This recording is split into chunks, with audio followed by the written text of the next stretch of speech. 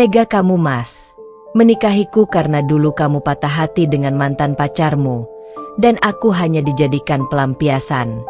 Di saat mantan pacarmu kembali malah kamu terima. Aku balas kamu dengan mantan pacarmu itu, Mas, agar hidup di dunia seperti di neraka. Assalamualaikum warahmatullahi wabarakatuh. Selamat datang di LA Stories. Di balik senyuman ada air mata yang tak terlihat. Di balik tawa, ada kisah yang tak pernah diceritakan. Ini adalah LA Stories, tempat di mana kisah nyata jadi pelajaran, dan luka hati jadi kekuatan.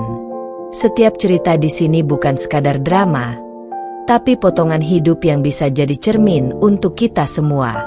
Siapkan hatimu, karena apa yang kamu dengar bisa mengubah cara pandangmu selamanya.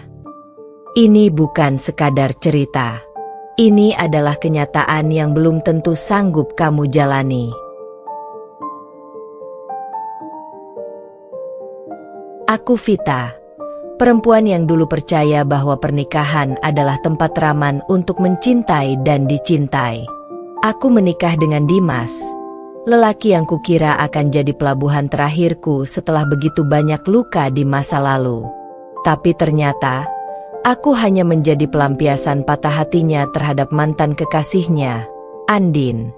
Selama bertahun-tahun aku hidup dalam bayang-bayang perempuan itu. Tatapan kosong Dimas, senyum yang hambar, hingga panggilan nama, Andin, dalam tidurnya membuatku sadar, aku tak pernah benar-benar dimiliki, bahkan setelah aku menjadi istrinya. Saat Andin kembali hadir dalam hidup kami, semua topeng pun terbuka. Dimas tanpa malu kembali berhubungan dengannya, seolah aku tidak pernah berarti. Hatiku hancur, tapi aku tidak mau menjadi korban selamanya. Aku bangkit, perlahan tapi pasti, menyusun balasan yang tidak akan pernah mereka lupakan. Aku dekati Andin, pura-pura memaafkan, lalu aku buat keduanya saling menghancurkan. Aku buktikan bahwa cinta yang lahir dari pengkhianatan hanya akan membawa neraka di dunia. Kini, aku bukan lagi Vita yang lemah. Aku adalah wanita yang pernah dikhianati, pernah diinjak, tapi akhirnya berdiri paling kuat di antara reruntuhan cinta mereka. Dimas menyesal, Andin kehilangan segalanya, dan aku kembali menemukan diriku sendiri, wanita yang tahu harga dirinya jauh lebih tinggi dari cinta yang palsu. Kalau kamu pernah disakiti, pernah jadi pelampiasan, atau pernah dikhianati orang yang kamu cintai, kisah nyata ini akan menyentuh hatimu dan membuatmu bangkit lagi. Jangan lupa like, tulis pendapatmu di kolom komentar, dan subscribe channel ini agar kamu tidak ketinggalan kisah nyata lainnya dari suara hati istri Vita. Aktifkan juga lonceng notifikasi supaya kamu jadi orang pertama yang tahu setiap kisah baru yang penuh air mata, penyesalan, dan kekuatan seorang istri yang pernah dikhianati namun bangkit dengan harga diri. Sebelum masuk ke ceritanya, jangan lupa absen dulu Bunda. Bunda semuanya dari daerah mana saja. Dan bagi yang sudah subscriber semoga rezekinya lancar. Namaku Vita, seorang perempuan sederhana yang dulu percaya bahwa cinta bisa menyembuhkan luka siapapun, termasuk luka hati seorang pria yang pernah patah hati. Aku mengenal Dimas di kantor, dia sosok yang kalem, sopan, dan selalu terlihat tenang. Tapi di balik itu aku tahu dia menyimpan kesedihan yang dalam. Dulu aku sering melihatnya duduk sendirian di balkon kantor setiap sore, menatap langit seperti seseorang yang kehilangan arah. Awalnya aku hanya kasihan, tapi lama-kelamaan aku mulai ingin mengenalnya lebih jauh. Aku ingin tahu kenapa sorot matanya selalu terlihat begitu kosong, seolah hidupnya tak lagi punya warna. Dari teman-teman sekantor aku tahu bahwa dulu Dimas pernah punya kekasih yang sangat ia cintai, namanya Andin. Mereka sudah menjalin hubungan selama bertahun-tahun, bahkan katanya sudah hampir menikah. Tapi hubungan mereka kandas karena perbedaan status sosial. Keluarga Andin yang kaya menolak Dimas yang saat itu hanya pegawai biasa. Setelah itu Dimas berubah. Dia lebih tertutup, jarang bicara, dan fokus pada pekerjaan. Waktu berjalan, aku mulai dekat dengannya. Kami sering makan siang bersama, kadang pulang bareng, dan tanpa kusadari aku mulai jatuh cinta pada pria itu. Dimas memang tak banyak bicara, tapi sikapnya lembut dan perhatian dalam diam. Saat aku sakit, dia yang mengantarku ke dokter. Saat aku lelah, dia selalu menawari kopi hangat. Semua hal kecil itu membuatku merasa berarti. Aku kira, mungkin aku bisa membuatnya bahagia lagi, menggantikan sosok Andin yang telah pergi. Hingga akhirnya suatu hari, di tengah hujan sore, Dimas berkata pelan, "Fit, aku ingin serius sama kamu." Kata-kata itu membuat hatiku bergetar. Aku menangis bahagia karena akhirnya pria yang selama ini kusayangi juga memiliki perasaan yang sama. Tak butuh waktu lama, kami pun menikah. Hari itu aku merasa menjadi wanita paling beruntung di dunia. Setelah menikah, kehidupan kami berjalan cukup tenang. Aku berusaha menjadi istri yang baik, menyiapkan makanannya setiap pagi, menunggunya pulang setiap malam. Tapi entah kenapa, sejak awal aku selalu merasa ada jarak di antara kami. Kadang Dimas memandangku tapi seolah menatap seseorang lain. Kadang dia tersenyum, tapi tak pernah benar-benar hangat. Aku mencoba menepis prasangka buruk itu, berpikir mungkin dia hanya butuh waktu menyesuaikan diri dengan pernikahan kami. Namun, suatu malam aku mendengar dia mengigau dalam tidurnya, menyebut nama Andin. Tubuhku langsung membeku. Aku menatap wajahnya yang tenang dalam tidur, dan air mataku menetes tanpa bisa kutahan. Ternyata, meskipun aku sudah menjadi istrinya, hati Dimas masih bukan milikku. Sejak malam itu aku mulai memperhatikan lebih dalam. Setiap kali aku berbicara padanya, dia seperti mendengarkan tapi pikirannya entah kemana. Dia jarang menyentuhku, jarang menatapku lama-lama, dan setiap kali aku berusaha memeluknya, tubuhnya terasa dingin, seperti tidak bernyawa. Aku menanyakan apa dia ada masalah di kantor. Dia hanya menjawab singkat, "Nggak apa-apa. Aku cuma capek." Tapi aku tahu ada yang disembunyikan. Aku mencoba bertahan, mencoba terus mencintainya dengan tulus meski hatiku sering terluka oleh sikap dinginnya. Aku selalu berdoa agar dia benar-benar bisa melupakan masa lalunya. Namun doa itu seakan tak pernah dikabulkan. Suatu hari, saat aku sedang membersihkan meja kerja Dimas di rumah, aku menemukan sebuah amplop kecil berisi foto lama. Foto itu menunjukkan Dimas dan seorang wanita cantik berambut panjang sedang tersenyum bahagia. Di belakang foto itu tertulis, "Untuk Dimas, cinta pertamaku yang tak pernah kulupakan, Andin." Tanganku gemetar hebat, dadaku terasa sesak, dan air mataku jatuh tanpa bisa kubendung. Saat itu juga aku sadar, selama ini aku hanya menjadi pelarian, seseorang yang hadir untuk mengisi kekosongan hati Dimas, bukan seseorang yang benar-benar dia cintai. Malamnya, ketika Dimas pulang, aku menatapnya dalam diam sambil menahan sakit di dada. Aku ingin marah, tapi suaraku tak keluar. Dia hanya menatapku datar lalu menanyakan, "Kamu kenapa?" Aku tersenyum pahit dan menjawab pelan, "Nggak apa-apa, Mas. Aku cuma capek aja." Tapi dalam hatiku, aku mulai merasakan sesuatu yang berbeda. Bukan hanya sedih, tapi juga amarah yang perlahan tumbuh. Aku sadar, mungkin aku memang mencintainya, tapi aku juga berhak untuk tidak terus-menerus disakiti. Aku mulai berpikir, kalau dia menikahiku hanya karena ingin melupakan Andin, maka aku akan pastikan dia tidak akan pernah melupakan aku seumur hidupnya. Bahkan jika caranya adalah membuatnya menyesal seumur hidup.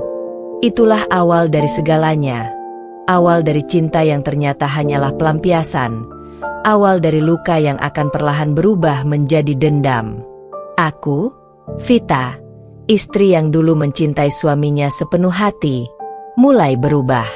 Aku tak ingin lagi jadi wanita yang hanya menunggu kasih sayang yang tak akan pernah datang. Aku mulai merencanakan sesuatu yang akan membuat Dimas dan Andin menyesal pernah mempermainkan hatiku. Hari-hariku setelah menemukan foto itu tak pernah lagi sama. Aku berusaha bersikap seperti biasa, tapi jauh di dalam hati, aku sudah tidak bisa lagi memandang Dimas dengan perasaan yang sama. Setiap kali dia pulang kerja, setiap kali aku menyiapkan makan malam untuknya, aku hanya bisa bertanya dalam hati, apakah yang dia pikirkan saat menatapku? Apakah dia benar-benar melihatku? Atau dia masih melihat wajah Andin di balik wajahku? Kadang aku ingin bertanya langsung, ingin memaksanya jujur, tapi aku tahu jawabannya akan lebih menyakitkan daripada diamnya. Suatu sore, hujan turun deras. Dimas belum juga pulang, padahal biasanya jam segitu dia sudah di rumah. Aku menunggu dengan gelisah di ruang tamu sambil memandangi layar ponselku. Aku kirim pesan bertanya dia di mana, tapi centang 2 tak juga berubah jadi biru. Hatiku tak tenang. Saat malam semakin larut, akhirnya dia pulang, basah kuyup dan wajahnya tampak panik. Aku sempat ingin marah karena dia tak memberi kabar, tapi tiba-tiba dari saku jaketnya jatuh secari kertas kecil, nota dari sebuah kafe. Di situ tertulis nama kafe dan waktu yang sama dengan saat aku menunggunya tadi. Aku ambil kertas itu, dan di bagian bawahnya tertulis nama pelayan yang melayani mereka, Andin. Aku tak bisa menahan gemetar. Nama itu, nama yang sudah lama kutakuti, kini muncul lagi di depan mataku. Aku menatap Dimas yang sibuk mengganti baju tanpa menyadari ekspresiku. Aku mencoba menahan diri agar tidak langsung menuduh. Tapi sejak malam itu, naluriku berkata bahwa sesuatu sedang terjadi di belakangku.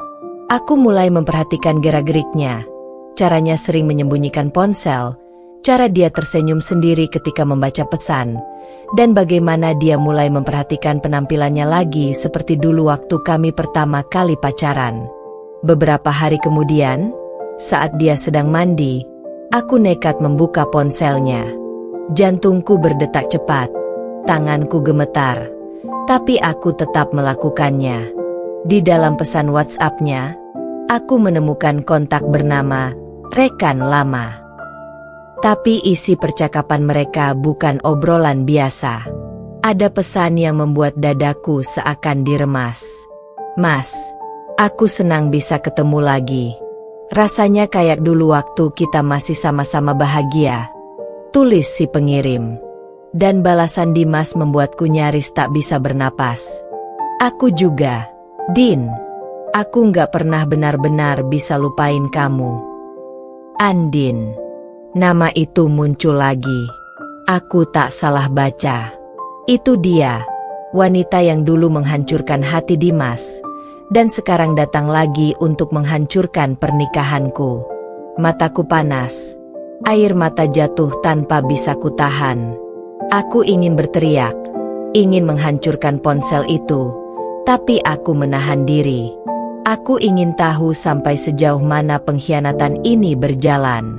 Aku ingin tahu sejauh mana Dimas tega mempermainkan aku, istri yang selalu menemaninya di setiap susah senang. Malam itu aku pura-pura tidur lebih dulu. Dimas masuk kamar pelan-pelan dan menatapku sejenak sebelum berbaring di sebelahku. Aku tahu dia berpura-pura juga, berpura-pura menjadi suami yang baik, berpura-pura tidak sedang menyimpan dosa besar di hatinya. Dalam diam aku menatap langit-langit kamar, berpikir keras apa yang harus kulakukan. Aku bisa saja langsung menuntut cerai, tapi itu terlalu mudah. Aku ingin dia merasakan sakit seperti yang aku rasakan. Aku ingin dia tahu rasanya dikhianati oleh orang yang paling kau percayai. Beberapa minggu kemudian, aku mulai menyusun rencanaku. Aku tak ingin bertindak gegabah. Aku mulai mencari tahu tentang Andin, di mana dia bekerja, di mana dia tinggal, dan seperti apa kehidupannya sekarang. Dari salah satu teman lama Dimas yang masih bekerja di kantor dulu, aku tahu bahwa Andin baru kembali ke kota ini setelah lama tinggal di luar negeri. Dia kini bekerja di salah satu perusahaan properti besar dan sering datang ke kafe yang sama tempat Dimas biasa nongkrong. Aku juga tahu bahwa pertemuan mereka tidak terjadi kebetulan. Andin yang memulai semuanya. Rasa sakit di dadaku berubah menjadi api. Aku tak percaya bahwa perempuan itu berani kembali setelah menghancurkan hidup Dimas dulu, dan kini malah berusaha merebutnya dariku. Tapi mungkin memang begitu sifat manusia. Tak tahu diri ketika cinta berubah menjadi ego. Aku tak akan biarkan dia menang. Aku tak akan biarkan Dimas berpikir bisa memiliki keduanya sekaligus. Aku mulai mendekati teman-teman Andin di media sosial. Aku membuat akun palsu, berpura-pura menjadi orang yang tertarik dengan bisnis properti. Dari situ, aku mulai mengenal lingkaran pertemanannya. Aku tahu di mana dia sering hangout, siapa sahabat terdekatnya, dan bahkan apa kebiasaannya setiap akhir pekan. Aku mencatat semuanya dengan teliti. Aku bukan lagi Vita yang lembut dan polos seperti dulu. Luka yang mereka buat sudah terlalu dalam. Kini aku mulai berubah menjadi seseorang yang bahkan aku sendiri nyaris tak kenal. Dingin, tenang, dan penuh perhitungan. Suatu sore, aku memutuskan untuk pergi ke kafe tempat mereka biasa bertemu. Aku duduk di sudut, memakai kacamata hitam dan topi agar tak dikenali. Hatiku berdebar keras ketika kulihat Dimas masuk bersama seorang wanita berambut panjang, Andin. Mereka duduk berdua, tertawa pelan, saling menatap penuh rindu. Tanganku mengepal di bawah meja, tapi aku tetap tenang. Aku mengeluarkan ponselku dan mulai merekam mereka diam-diam. Setiap senyum, setiap sentuhan tangan, setiap tatapan penuh cinta yang seharusnya menjadi milikku, kini terekam jelas. Bukti pengkhianatan mereka ada di tanganku. Ketika Dimas pulang malam itu, aku menatapnya dengan wajah datar. Dia memelukku seperti biasa dan berkata, "Maaf ya, tadi lembur di kantor." Aku hanya tersenyum dan menjawab lembut, "Nggak apa-apa, Mas. Aku percaya kok." Tapi dalam hatiku aku berkata, "Ya, aku percaya. Percaya bahwa mulai hari ini, kamu akan menyesal sudah mempermainkanku." Aku tahu permainan ini baru saja dimulai. Aku akan membiarkan Dimas dan Andin tenggelam dalam kebahagiaan semu mereka. Karena sebentar lagi, kebahagiaan itu akan menjadi neraka yang kubuat sendiri untuk mereka berdua. Hari-hari berikutnya terasa seperti neraka yang sunyi. Setiap pagi aku menatap wajah Dimas, mencoba mengingat bagaimana dulu aku bisa begitu mencintainya. Tapi setiap kali kulihat matanya, yang dulu terasa hangat kini hanya memantulkan bayangan dingin, bayangan kebohongan yang ia pelihara dengan begitu rapi. Aku mulai jenuh berpura-pura. Jenuh menyiapkan sarapan untuk suami yang hatinya bukan lagi untukku. Jenuh tersenyum setiap kali dia berpura-pura menatapku dengan kasih sayang. Namun aku tahu, untuk memenangkan permainan ini, aku harus tetap tenang. Aku harus bertahan sampai waktu yang tepat tiba. Suatu malam, Dimas menerima telepon. Aku sedang duduk di ruang tamu, berpura-pura menonton TV, tapi telingaku fokus pada setiap kata yang ia ucapkan. Nada suaranya lembut, berbeda dari biasanya. "Iya, Din, aku juga kangen. Nanti aku sempatin ketemu ya. Kamu jaga diri." Setelah menutup telepon, ia berbalik dan menatapku. Aku pura-pura tak peduli. Ia tersenyum kecil lalu berkata, "Itu klien kantor, Fit. Ada urusan penting." Aku hanya menjawab singkat, "Oh, gitu ya, Mas." Padahal aku tahu, klien yang ia maksud bukan klien, tapi Andin. Setelah malam itu, Dimas semakin sering pulang larut. Kadang bahkan tak pulang sama sekali, dengan alasan lembur atau ada proyek di luar kota. Aku tak lagi menanyakannya. Setiap kali dia berbohong, aku hanya mengamati, mencatat, dan menyusun langkah berikutnya. Aku mulai mengoleksi bukti, pesan-pesan dari ponselnya, foto-foto pertemuan mereka, dan catatan waktu saat mereka bertemu. Aku tahu semua gerak-geriknya, tapi aku tak langsung menghadapinya, karena aku ingin saat aku melangkah, semuanya hancur sekaligus. Tidak hanya hatinya, tapi juga kehidupannya. Suatu pagi, aku memutuskan untuk mengikuti Dimas diam-diam. Ia berpakaian rapi, memakai parfum yang jarang ia gunakan, dan membawa tas kecil. Aku menunggu beberapa menit setelah ia keluar. Lalu aku menyusul dengan ojek online. Mobilnya berhenti di sebuah taman kota yang sepi. Dari kejauhan aku melihat Dimas turun dan berdiri menunggu seseorang. Tak lama kemudian, seorang wanita turun dari mobil putih, Andin. Perempuan itu cantik, penampilannya anggun, dengan senyum yang lembut tapi menusuk hatiku. Aku melihat mereka berpelukan lama, seolah waktu berhenti di antara mereka. Tanganku menggenggam ponsel erat-erat. Aku merekam semuanya sambil menahan napas. Dadaku sakit, mataku panas, tapi aku tak lagi menangis. Rasa sakit itu kini berubah menjadi bara yang membakar jiwaku. Aku menatap mereka yang kini duduk di bangku taman, berbicara penuh keakraban. Aku mendengar Dimas berkata, "Aku nyesel dulu ninggalin kamu, Din. Aku pikir menikah sama Vita bisa bikin aku lupa, tapi ternyata nggak bisa." Kalimat itu seperti belati yang menancap dalam kehatiku. Aku menggigit bibirku sampai terasa asin oleh darah. Lalu aku dengar Andin menjawab dengan lembut, "Aku juga masih sayang sama kamu, Mas. Aku nggak bisa bohong." Dunia seakan berhenti berputar. Saat itu aku tahu, cinta mereka bukan hanya masa lalu, tapi dosa yang hidup kembali di hadapanku. Aku pulang sebelum mereka selesai bicara. Malamnya, ketika Dimas pulang dengan wajah kelelahan palsunya, aku menyambutnya seperti biasa. Aku menyiapkan makan malam, bertanya dengan nada lembut, "Mas, di kantor nggak capek?"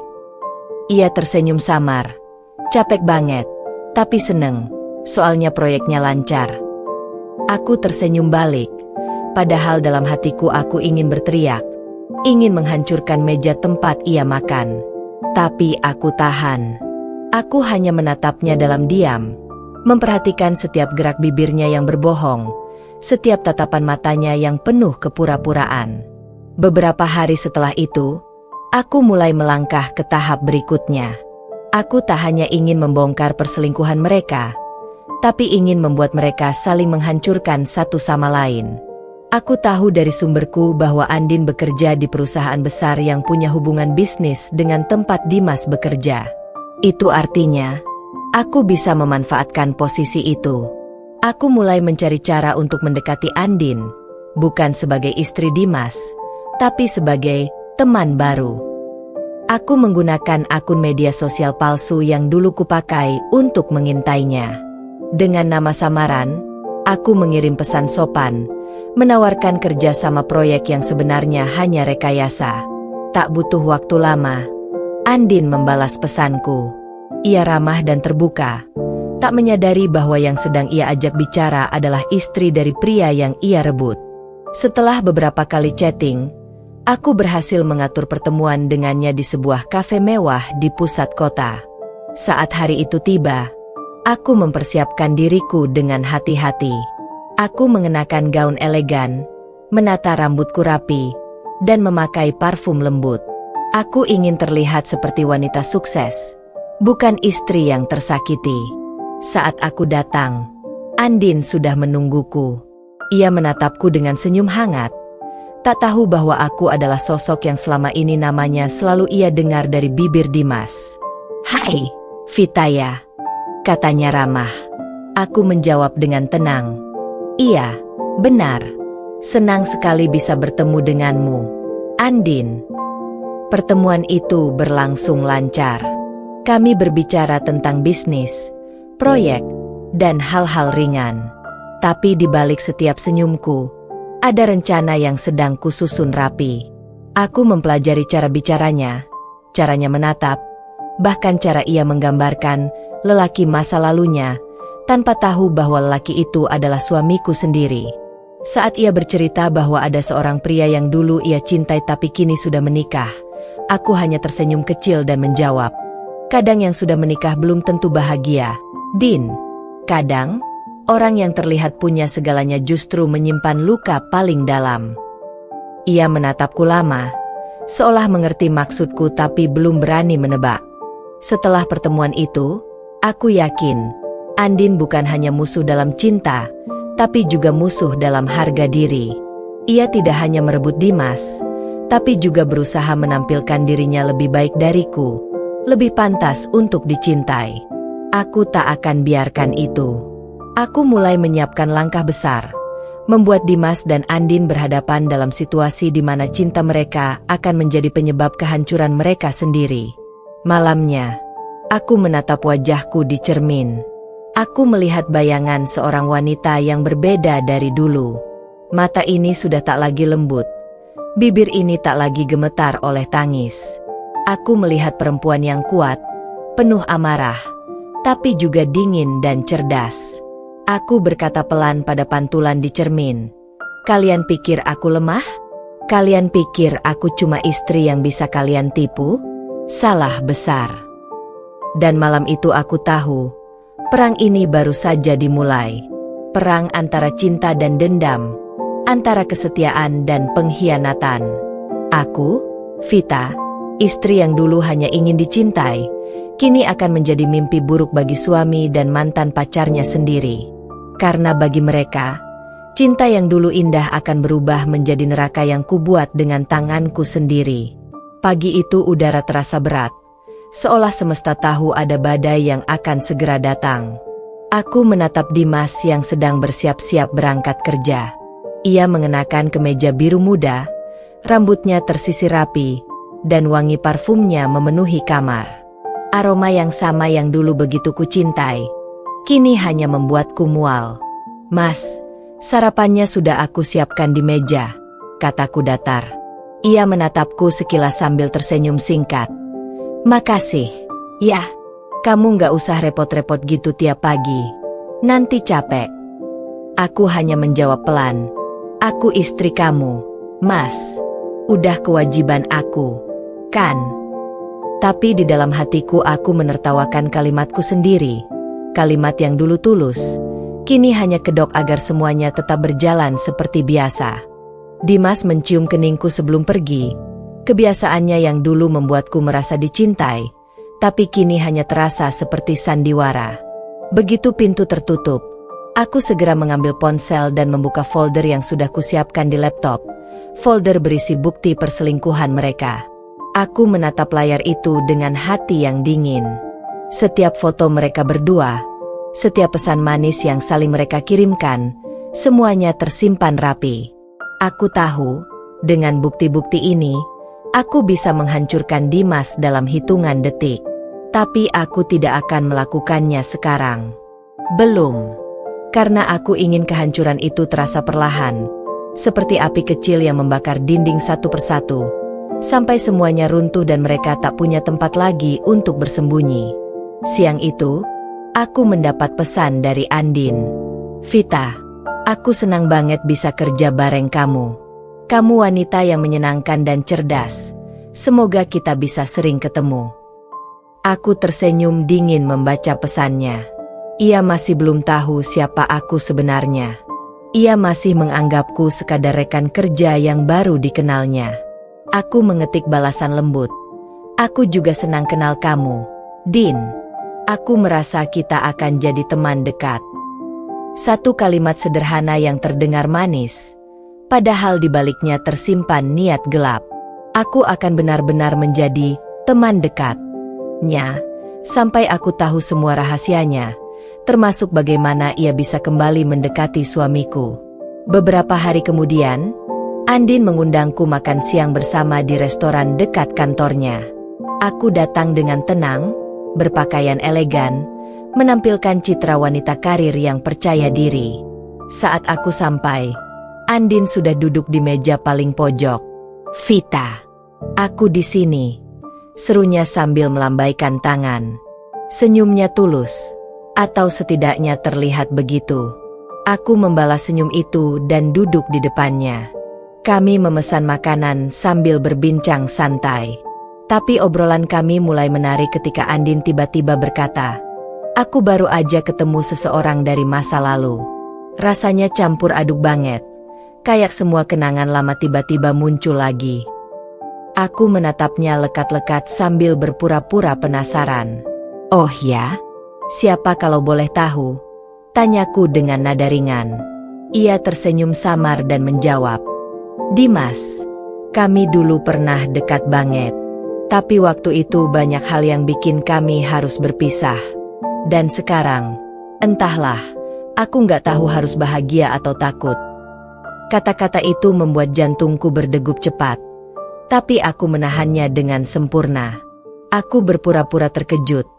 Padahal sebenarnya aku sudah tahu semuanya. "Dimas? Nama yang bagus," kataku sambil tersenyum tipis. "Jadi kamu masih sering ketemu dia?" Andin tertawa pelan. "Nggak sering sih. Cuma kebetulan aja ketemu beberapa kali. Tapi entah kenapa, rasanya kayak takdir mempertemukan lagi." Dalam hati aku ingin menampar wajahnya. Tapi aku tetap tenang. Aku justru menatapnya penuh perhatian. Seolah aku sahabat yang peduli. "Hati-hati, Din," kataku lembut. "Kadang masa lalu datang bukan untuk disambut, tapi untuk diingatkan agar kita nggak jatuh di lubang yang sama." Ia menatapku lama, lalu tertawa kecil. "Kamu bijak banget, Fit. Aku suka caramu berpikir." Ia tak tahu bahwa setiap kalimat yang kuucapkan adalah racun yang kubungkus dalam senyum ramah. Aku ingin membuatnya percaya padaku, membuka diri sepenuhnya, sebelum aku tikam dengan kebenaran yang paling menyakitkan. Setelah makan siang itu, hubungan kami semakin dekat. Kami mulai sering bertukar pesan, bahkan sesekali menelepon. Aku menjadi tempat curhatnya. Ia menceritakan semuanya tentang Dimas, tanpa sadar bahwa yang ia ceritakan adalah suamiku sendiri.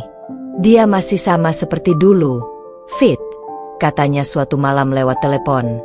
"Masih perhatian, masih tenang, tapi aku bisa lihat di matanya, dia belum benar-benar bahagia. Aku ngerasa kayak masih punya kesempatan buat memperbaikinya." Saat itu aku menggenggam ponsel erat-erat sambil menahan amarah. Tapi aku tetap menjawab lembut, "Kalau kamu yakin dia orang yang tepat, ya perjuangkan. Tapi pastikan kamu nggak merebut kebahagiaan orang lain, Din. Karena karma itu nyata." Andin terdiam beberapa detik sebelum menjawab pelan, "Iya, aku tahu. Tapi kalau cinta itu masih ada, apa salahnya memperjuangkan, kan?" Aku tersenyum getir meski ia tak bisa melihatnya.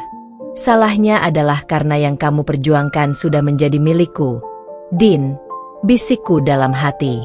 Aku menutup telepon malam itu dengan tangan bergetar. Mataku menatap langit-langit kamar, dan aku sadar, aku tidak hanya ingin membalas dendam. Aku ingin mereka berdua merasakan bagaimana rasanya kehilangan segalanya. Cinta, kepercayaan, dan nama baik mereka. Beberapa minggu kemudian, aku menemukan kesempatan yang sempurna. Andin mengajakku menghadiri acara perusahaan besar tempat dia bekerja. Ia bilang Dimas juga akan hadir karena perusahaannya menjadi salah satu mitra bisnis. Aku pura-pura terkejut dan menjawab, "Wah, kebetulan banget. Aku juga kenal beberapa orang dari sana.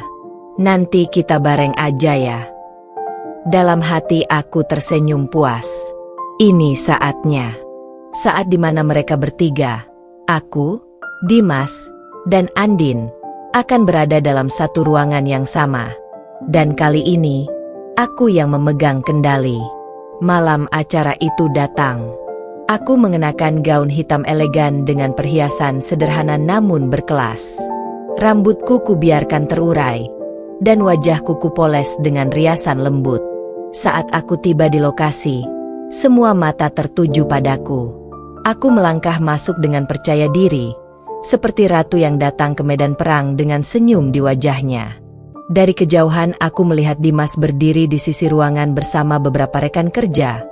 Lalu matanya membelalak ketika melihatku datang bersama Andin. Ia tampak terkejut, bahkan panik. Aku bisa melihat kegugupan itu jelas.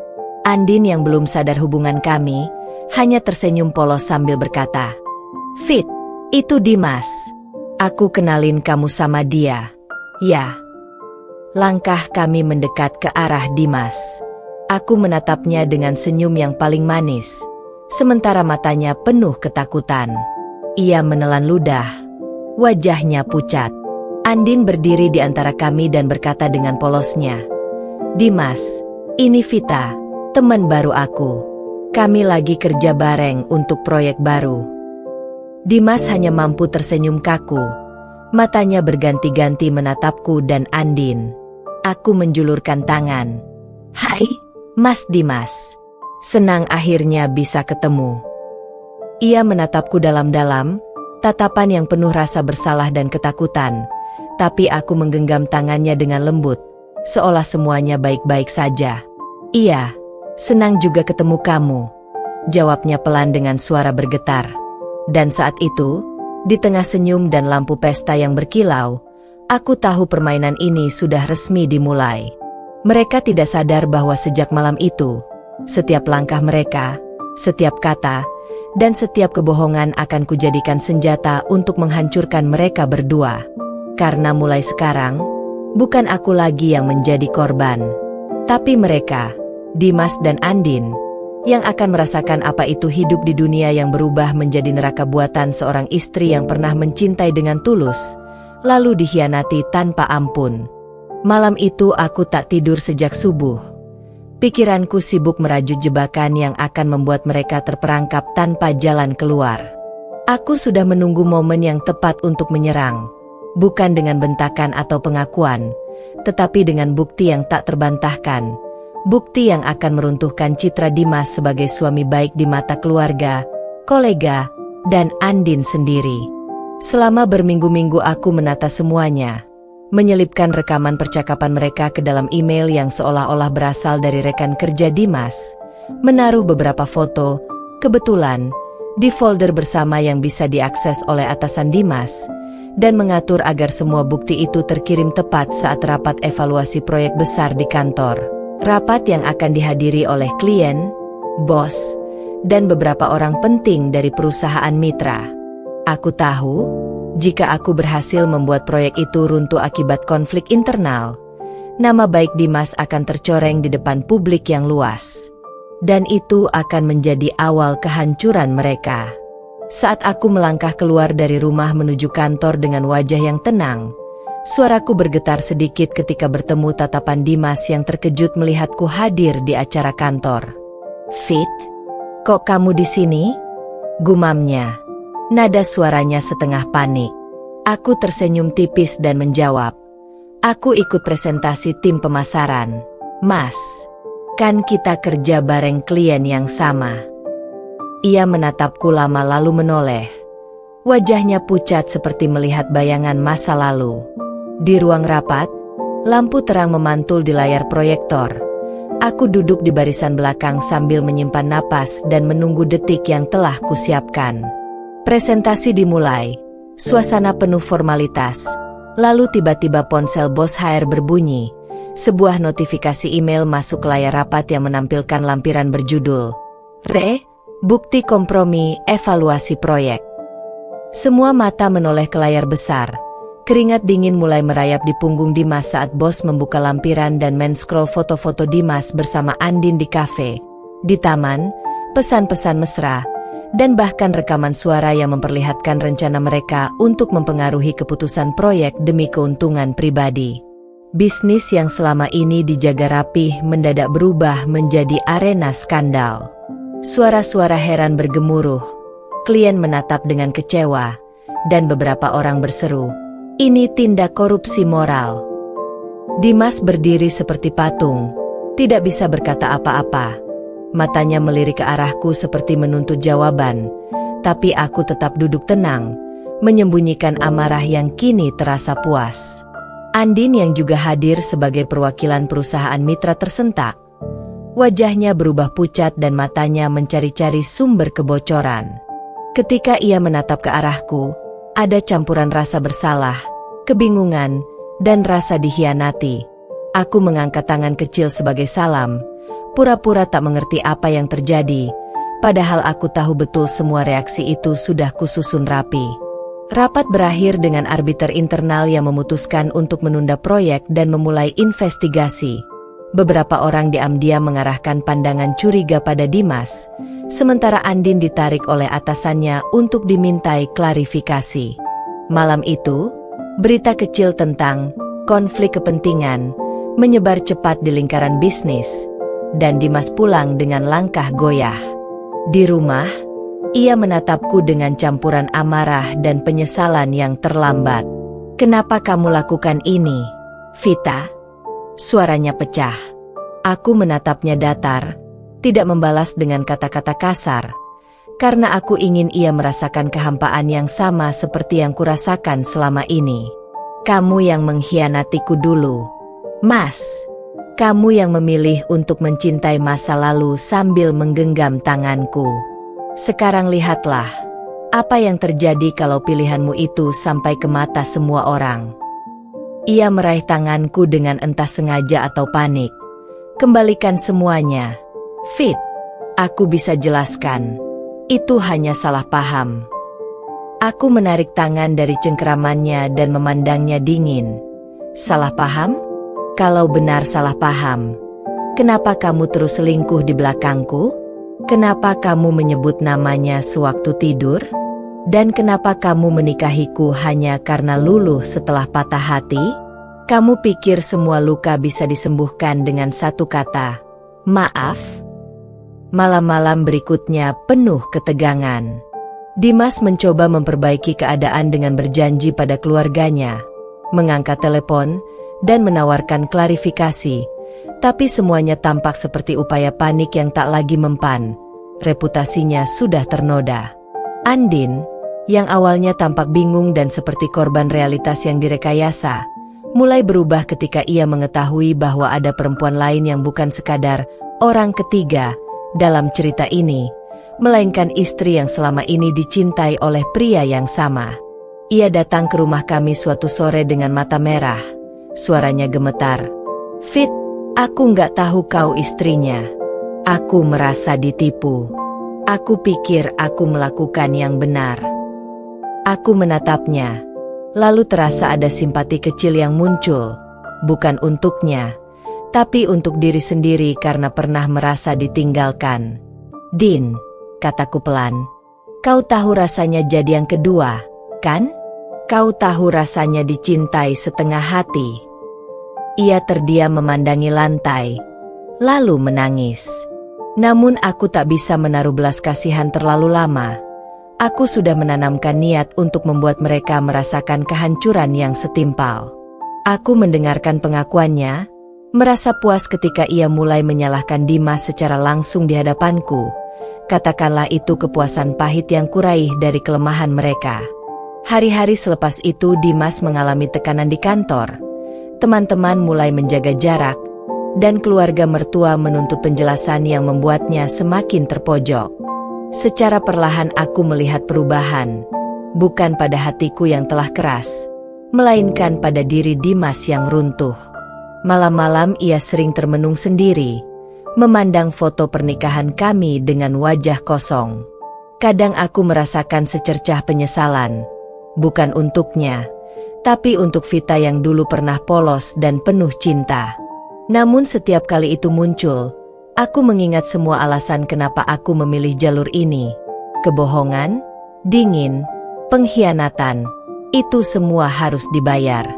Di saat yang sama, aku menyadari satu hal yang membuat rencana ini lebih rumit dari yang kubayangkan.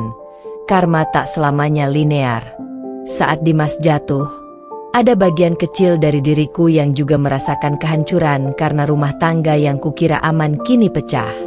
Aku menutup mata, menarik napas panjang, dan berkata pada diri sendiri, ini belum selesai. Karena masih ada babak berikutnya, saat nama baik mereka mungkin pulih tapi hubungan mereka hancur, atau saat mereka memutuskan untuk berjuang dan memperbaiki semuanya, yang pasti aku tak akan mundur. Aku akan terus bermain dengan emosi, waktu, dan kesempatan sampai mereka tahu betapa dalamnya luka yang mereka buat, dan sampai mereka tak lagi percaya pada kebahagiaan yang semu. Minggu pagi itu terasa hening. Suasana rumah seolah ikut menahan napas. Setelah pekan-pekan penuh pertikaian di kantor dan drama yang merembet ke keluarga, aku memutuskan untuk menahan langkah. Bukan karena aku menyerah, tapi karena aku butuh energi untuk mengambil keputusan lebih besar. Dimas tampak lebih rapuh dari hari ke hari. Ia sering termenung di beranda, menatap jalan seolah mencari jawaban yang tak kunjung datang. Kadang ia menangis sendirian di kamar mandi. Suaranya tercekat di balik keran air. Melihat itu, ada rasa iba yang muncul. Kemudian cepat kuhentikan. Bukan berarti aku tak punya perasaan lagi. Justru karena masih ada sisa cinta, aku harus lebih keras agar tak hancur oleh kelemahan orang yang pernah mengkhianatiku. Suatu sore, ketika hujan rintik menempel di jendela, Rina datang berkunjung lagi. Ia membawa kue dan tas penuh nasihat. Fit, kamu harus pikir panjang. Kalau memang mau balas, jangan sampai kamu yang akhirnya kehilangan semuanya, katanya sambil menyeruput teh. Aku menatapnya lama, menghargai kepeduliannya.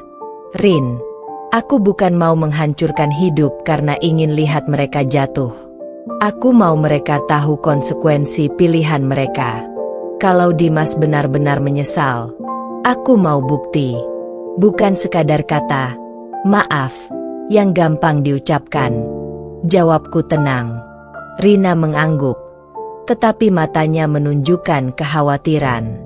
Kamu kuat, tapi jangan biarkan dendam menggerogoti kebahagiaanmu di masa depan. Kata-kata itu mengusik, tapi aku masih tetap pada rencanaku. Beberapa hari kemudian, sesuatu yang tak terduga muncul, sebuah pesan dari nomor tak dikenal yang membawa tanda tanya besar. Di layar ponsel tertera foto, selembar hasil tes yang menunjukkan 2 garis merah samar. Di bawah foto tertulis satu kata singkat, Din. Jantungku seketika berhenti seperti ditarik tali. Foto itu jelas, dan penandaannya membuat semuanya berubah dari permainan psikologis menjadi urusan nyata yang menuntut keputusan etis dan cepat. Aku tak langsung merespon. Tanganku gemetar saat membuka kembali pesan itu. Rina yang datang ke rumah malam itu melihat ekspresiku dan tanya, "Kamu kenapa, Fit?" Aku menunjukkan layar ponsel padanya. Matanya membesar. Lalu ia mengambil napas panjang. Kalau itu benar, berarti ini bukan sekadar perselingkuhan. Ada nyawa baru di situ. Apa kamu siap hadapi kemungkinan itu? Di satu sisi, berita itu membuat darahku mendidih. Di sisi lain, ada rasa putus asa yang menusuk. Bayangan anak kecil yang tak berdosa terlibat dalam konflik kami membuat semua rencana balas dendam terasa berat dan berdosa. Aku tahu satu hal pasti, kalau Andin benar hamil, dunia antara aku, Dimas, dan Andin akan berubah total. Ini bukan lagi soal harga diri semata, tapi soal tanggung jawab, masa depan, dan pilihan moral.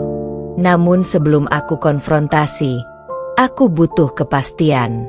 Aku memakai topeng dingin dan menulis pesan kepada nomor itu. Bukti valid? Siapa kamu? Balasan singkat datang. Kamu pantas tahu. Datanglah ke kafe 4 sore ini. Jangan ajak orang lain.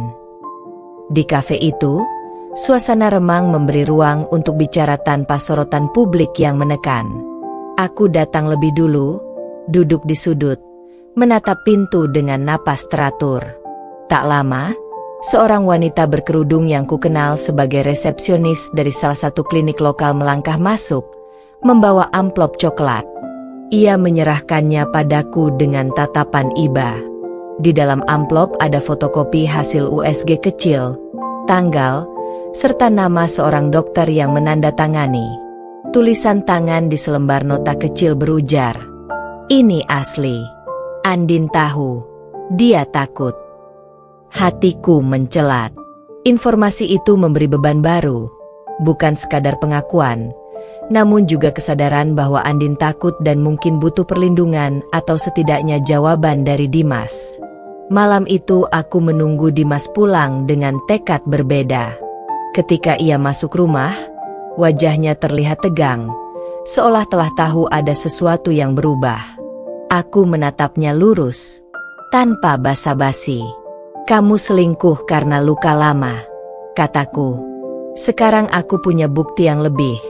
Masalah ini sudah masuk ke ranah yang lebih serius." Dimas menunduk, lalu akhirnya mengaku dengan suara yang terputus-putus. "Din bilang dia hamil, Fit." Aku nggak sempat bilang apa-apa karena semuanya terjadi cepat. Aku takut. Aku bingung. Kata-katanya membuat darahku berdesir. Rasa sakit berubah menjadi kebingungan yang menusuk. Apakah aku harus marah pada mereka karena mengabaikanku, atau marah pada Dimas untuk tanggung jawab yang ia lepas? Keputusan selanjutnya tidak mudah. Aku memanggil Andin untuk bertemu, bukan dengan niat menghakimi semata, tapi untuk meminta kebenaran langsung. Pertemuan kami berlangsung di ruang kecil di belakang sebuah toko bunga, tempat yang terasa aman dan jauh dari mata orang. Andin datang dengan wajah pucat dan mata sembab. Ketika kami duduk berhadapan, ia meletakkan tangannya di pangkuannya, mencoba menahan gemetar. "Fit, aku nggak pernah ingin merebut. Aku juga nggak tahu bagaimana bisa begini."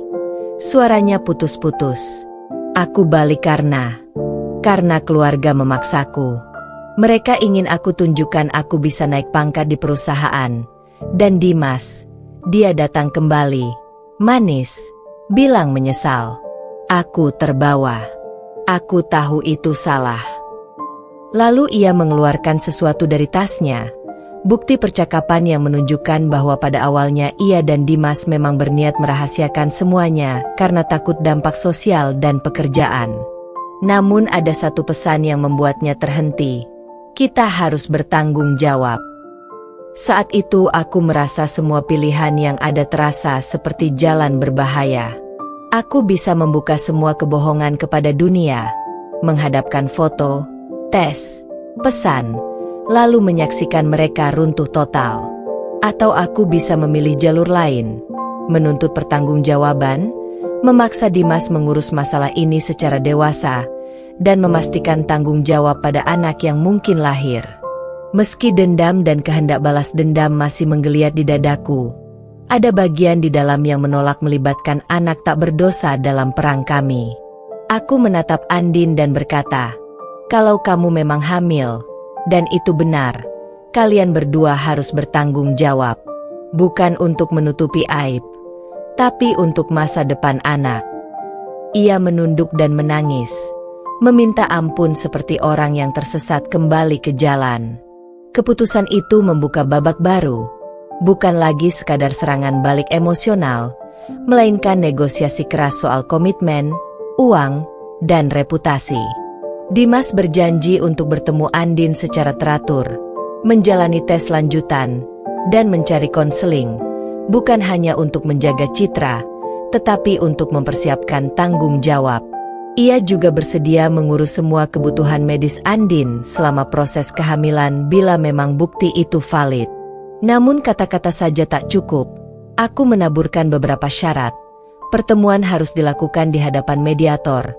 Rina bersedia menjadi saksi awal. Semua komunikasi harus dicatat, dan daring kami akan mempertemukan keluarga masing-masing ketika waktunya tiba. Aku menuntut transparansi penuh, karena aku ingin memastikan mereka tak lagi bermain-main. Di balik semua itu, ada kebimbangan yang tak kunjung hilang. Aku ingin menegaskan bahwa tindakanku bukan karena aku menjadi pahlawan moral yang tak pernah salah. Aku marah, terluka, dan berhak menentukan nasibku. Namun di saat yang sama, aku menangkap bahwa hidup kadang memaksa kita memilih antara kepuasan dendam instan dan tanggung jawab jangka panjang yang lebih mulia. Aku memilih yang kedua bukan karena kebaikan yang tiba-tiba muncul, melainkan karena aku sadar masa depanku tak bisa diambil alih oleh amarah yang hanya memuaskan hari ini. Bab ini berakhir bukan dengan kemenangan atau kekalahan, melainkan persimpangan. Dimas yang tampak menyesal dan mulai bergerak ke arah bertanggung jawab. Andin yang rapuh, takut, namun juga harus menanggung konsekuensi. Dan aku, Vita, yang berdiri di tengah seperti hakim sekaligus korban, memegang kendali atas pilihan yang menentukan nasib banyak pihak, termasuk seorang manusia kecil yang mungkin akan lahir. Di dalam hati, aku masih menyimpan dendam yang mendidih. Namun di permukaan aku memilih sebuah rencana yang berbeda. Tidak hanya menghancurkan, tapi juga menuntut akuntabilitas. Karena pada ujungnya, bukan hanya hati yang perlu diperbaiki, tetapi juga masa depan yang akan diwariskan dari pilihan-pilihan kita hari ini. Hari itu, langit mendung, seakan ikut menahan napas bersamaku. Aku berdiri di depan jendela, memandangi rintik hujan yang perlahan jatuh di kaca, menyembunyikan air mataku yang kembali menetes tanpa bisa kutahan. Setelah kejadian malam itu, saat aku melihat Dimas dan Andin di restoran, tertawa bahagia seperti pasangan yang sedang dimabuk cinta, hatiku seperti hancur menjadi serpihan kecil. Aku tidak tahu lagi siapa suamiku sebenarnya. Aku, Vita, istri sah yang pernah dia janjikan akan dijaga dan dicintai selamanya, kini hanyalah bayangan di dalam rumah yang dulu penuh cinta. Tapi, luka ini tak bisa terus aku pelihara. Aku tahu, jika aku terus diam, aku hanya akan semakin tenggelam dalam penderitaan yang mereka ciptakan. Aku mulai menyusun langkah. Hari demi hari aku berusaha tegar, berpura-pura tidak tahu, berpura-pura masih menjadi istri yang sabar dan patuh. Tapi di balik semua itu, aku mulai menyusun rencana. Aku mulai mendekati orang-orang yang dulu dekat dengan Dimas dan Andin. Aku mencari tahu setiap celah dalam hubungan mereka. Aku ingin tahu seberapa jauh mereka berani menghancurkan rumah tanggaku, dan seberapa dalam mereka terjebak dalam cinta terlarang itu. Aku mulai memerhatikan kebiasaan Dimas, jam pulangnya, bahkan pakaian yang dipakainya setiap kali keluar. Aku menyadari sesuatu. Setiap kali dia memakai parfum yang sama, dia pasti bertemu Andin. Setiap kali dia membawa mobil dengan alasan ada kerjaan malam, dia selalu kembali dengan wajah lelah tapi bahagia. Aku tahu, itu bukan lelah karena kerja, tapi lelah setelah menyalakan api cinta yang seharusnya padam. Suatu malam, Dimas tertidur di ruang tamu dengan ponselnya tergeletak di meja. Biasanya dia sangat hati-hati, tapi malam itu tidak. Aku tak menyia-nyiakan kesempatan itu. Tanganku gemetar saat membuka ponselnya. Dan di sanalah aku menemukan semuanya. Foto-foto mereka, pesan-pesan mesra, panggilan video larut malam, bahkan rencana mereka untuk pergi bersama keluar kota minggu depan. Dadaku sesak. Tapi di balik rasa sakit itu, muncul api kecil, api dendam. Aku tersenyum miris, memandangi layar ponsel itu sambil berbisik. Kalian pikir aku bodoh? Ya. Aku tak ingin menangis lagi. Aku tak ingin menjadi perempuan lemah yang hanya menunggu keajaiban. Aku harus bertindak. Esoknya, aku pura-pura seperti biasa. Menyiapkan sarapan, mencium tangannya sebelum dia pergi kerja, bahkan sempat berkata lembut, "Hati-hati di jalan ya, Mas." Dimas tersenyum kecil, mengira aku tidak tahu apa-apa. Padahal dalam hatiku, aku sudah mulai menyiapkan langkah pembalasan. Aku tahu aku tidak bisa mengubah masa lalu, tapi aku bisa memastikan mereka berdua menyesali masa depan mereka. Aku memulai dengan hal kecil. Aku mulai mendekati Andin dengan caraku sendiri. Aku menemuinya di kafe tempat dia biasa nongkrong, berpura-pura tidak tahu apa-apa tentang perselingkuhannya dengan Dimas. Aku bersikap ramah, bahkan menanyakan kabarnya seolah kami masih sahabat. Dia tampak gugup, tapi berusaha tersenyum. Kamu baik banget, Fit. Aku nggak nyangka kamu masih mau ngajak aku ketemu, katanya dengan nada pura-pura manis. Aku hanya menjawab dengan senyum tipis. Aku cuma ingin memperbaiki hubungan kita, Din. Toh dulu kita teman baik, kan? Tapi di balik kata-kataku itu, hatiku dingin. Aku tahu, untuk menghancurkan orang seperti Andin, aku harus bermain di wilayah yang dia pikir dia kuasai, manipulasi. Malamnya, aku mulai berani berbicara tegas pada Dimas. Mas, kamu akhir-akhir ini sering pulang malam. Aku tahu kamu sibuk, tapi aku juga punya perasaan. Dimas menatapku, tapi matanya tidak lagi memancarkan cinta seperti dulu. Dia hanya menjawab datar. Aku capek, Vita. Jangan mulai, ya. Ucapan itu membuat hatiku makin panas. Aku menatapnya tajam dan berkata pelan. Baik, Mas. Tapi ingat, setiap orang punya batas sabar. Dan kalau aku sudah sampai batas itu, aku nggak akan diam lagi. Dimas tidak menjawab, hanya memalingkan wajah dan pergi ke kamar. Tapi aku tahu, benih ketegangan mulai tumbuh di antara kami. Dan itu yang aku mau. Hari-hari berikutnya, aku mulai menunjukkan perubahan. Aku berdandan lebih rapi, memakai pakaian yang dulu Dimas suka, tapi bukan untuknya, untuk diriku sendiri. Aku ingin menunjukkan bahwa aku bisa cantik tanpa dia. Aku mulai aktif di media sosial, memposting foto-foto bahagia, bahkan sesekali dengan caption yang menusuk, seperti, "Kadang, orang yang paling kamu percaya adalah orang yang paling menghancurkanmu." Aku tahu Andin akan melihatnya, dan aku tahu dia akan merasa tidak nyaman. Perlahan, aku ingin membuat mereka berdua kehilangan ketenangan. Namun, rencana yang lebih besar masih menunggu. Aku sudah menyiapkan sesuatu yang akan benar-benar mengguncang hidup mereka. Aku ingin Dimas dan Andin merasakan bagaimana rasanya kehilangan segalanya. Cinta, kebahagiaan, dan kepercayaan. Aku ingin mereka tahu bahwa perempuan seperti aku tidak bisa diinjak dan dibuang seenaknya. Malam itu, aku berdiri di depan cermin, menatap bayanganku sendiri. Kamu kuat, Vita. Bisikku. Kamu bukan korban lagi. Sekarang giliran mereka yang merasakan sakit yang kamu alami. Dalam pantulan cermin itu, aku melihat wajahku, bukan lagi wajah perempuan yang hancur karena dikhianati, tapi wajah seseorang yang siap membalas dengan elegan. Dan malam itu juga, aku menulis pesan singkat di ponselku. Sebuah pesan yang akan menjadi awal dari kehancuran mereka berdua. Pesan itu kutujukan ke seseorang yang dulu juga pernah disakiti oleh Andin. Aku punya sesuatu yang mungkin kamu mau tahu. Tentang Andin dan Dimas. Aku tekan tombol kirim dengan senyum dingin. Api dendam yang kupelihara kini mulai menyala terang. Ini baru permulaan dari neraka yang akan mereka rasakan di dunia. Langit pagi itu tampak suram, seolah alam pun ikut merasakan getar yang kusediakan untuk mereka. Setelah pesan yang kukirim ke orang yang pernah disakiti Andin, riak kecil mulai menjadi gelombang. Pesan itu menyebar ke beberapa grup tertutup yang berkaitan dengan dunia kerja Andin. Dalam hitungan jam, gosip yang kubungkus rapi menjadi isu yang sulit ditelan.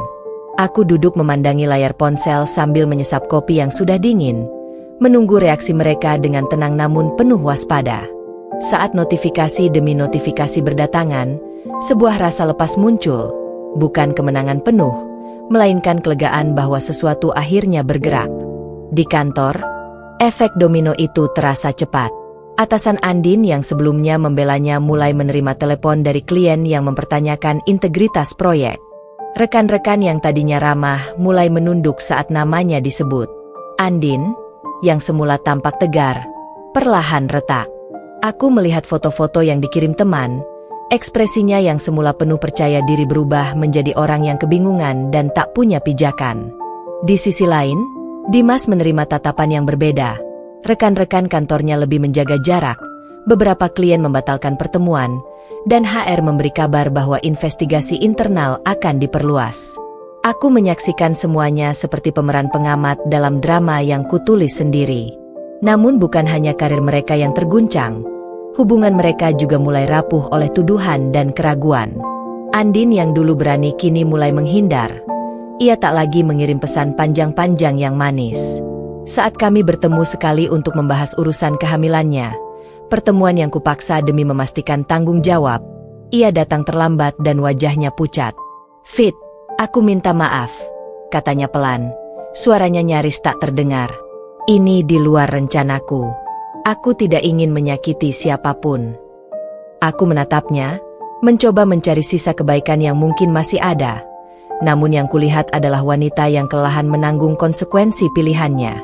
"Din, ini bukan soal penyesalan semata," jawabku tegas.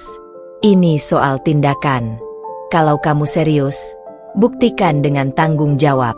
Kalau tidak, aku akan buat semua orang tahu kebenaran lengkapnya." Ia menunduk dan air matanya jatuh. Tapi aku tak luluh. Di rumah, Dimas yang tampak goyah beberapa kali mencoba mendekatiku. Ia membawa buket bunga yang layu, surat penuh penyesalan, dan rencana-rencana perbaikan yang kadang terasa seperti janji kosong. "Fit, aku mau perbaiki semua. Aku mau terapi, aku mau konsultasi, aku mau berhenti bertemu Din kalau itu yang kamu mau." Kata-kata itu membuat pikiranku berputar. Ada bagian kecil dari hatiku yang ingin percaya, tetapi luka itu bukan hanya soal pertemuan fisik, itu soal kerapuhan kepercayaan yang telah ia remukan. "Kamu harus membayar kepercayaan itu kembali dengan waktu dan bukti, bukan kata-kata," kataku dingin. Ia menangis, memelas, menengadah seakan memohon kesempatan yang mungkin tak layak ia terima.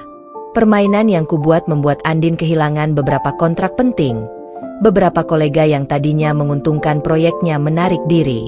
Ia berusaha membela diri di hadapan pejabat perusahaan, tapi narasi yang beredar sudah membentuk opini yang sulit dipatahkan. Sementara itu, Dimas yang mencoba memperjuangkan nama baiknya, malah menemukan sisi lain dari konsekuensi. Mertua yang kecewa, keluarga yang bertanya-tanya, dan rekan kerja yang enggan percaya padanya. Aku melihat wajahnya menua sebelum waktunya, dan sejenak rasa iba muncul.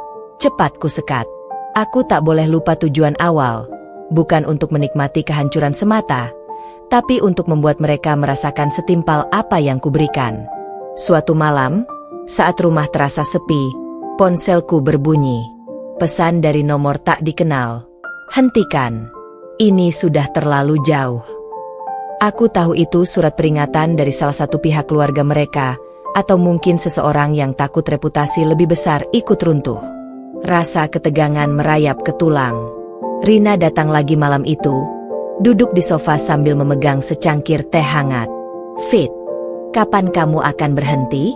Apa yang kamu inginkan sebenarnya?" tanyanya lembut namun penuh tanya. Aku menatapnya panjang, lalu menjawab, "Aku ingin keadilan, Rin. Bukan pelecehan, keadilan. Mereka harus paham rasa sakit yang mereka buat." Rina menghela napas, lalu menimpali, "Keadilan bukan selalu soal menghancurkan. Kadang itu soal membangun kembali. Jangan sampai kamu jadi musuh bagi masa depanmu sendiri." Kata-kata itu menusuk, mengingatkanku bahwa jalan dendam punya harga yang harus dibayar pula. Di tengah badai itu, muncul hal tak terduga.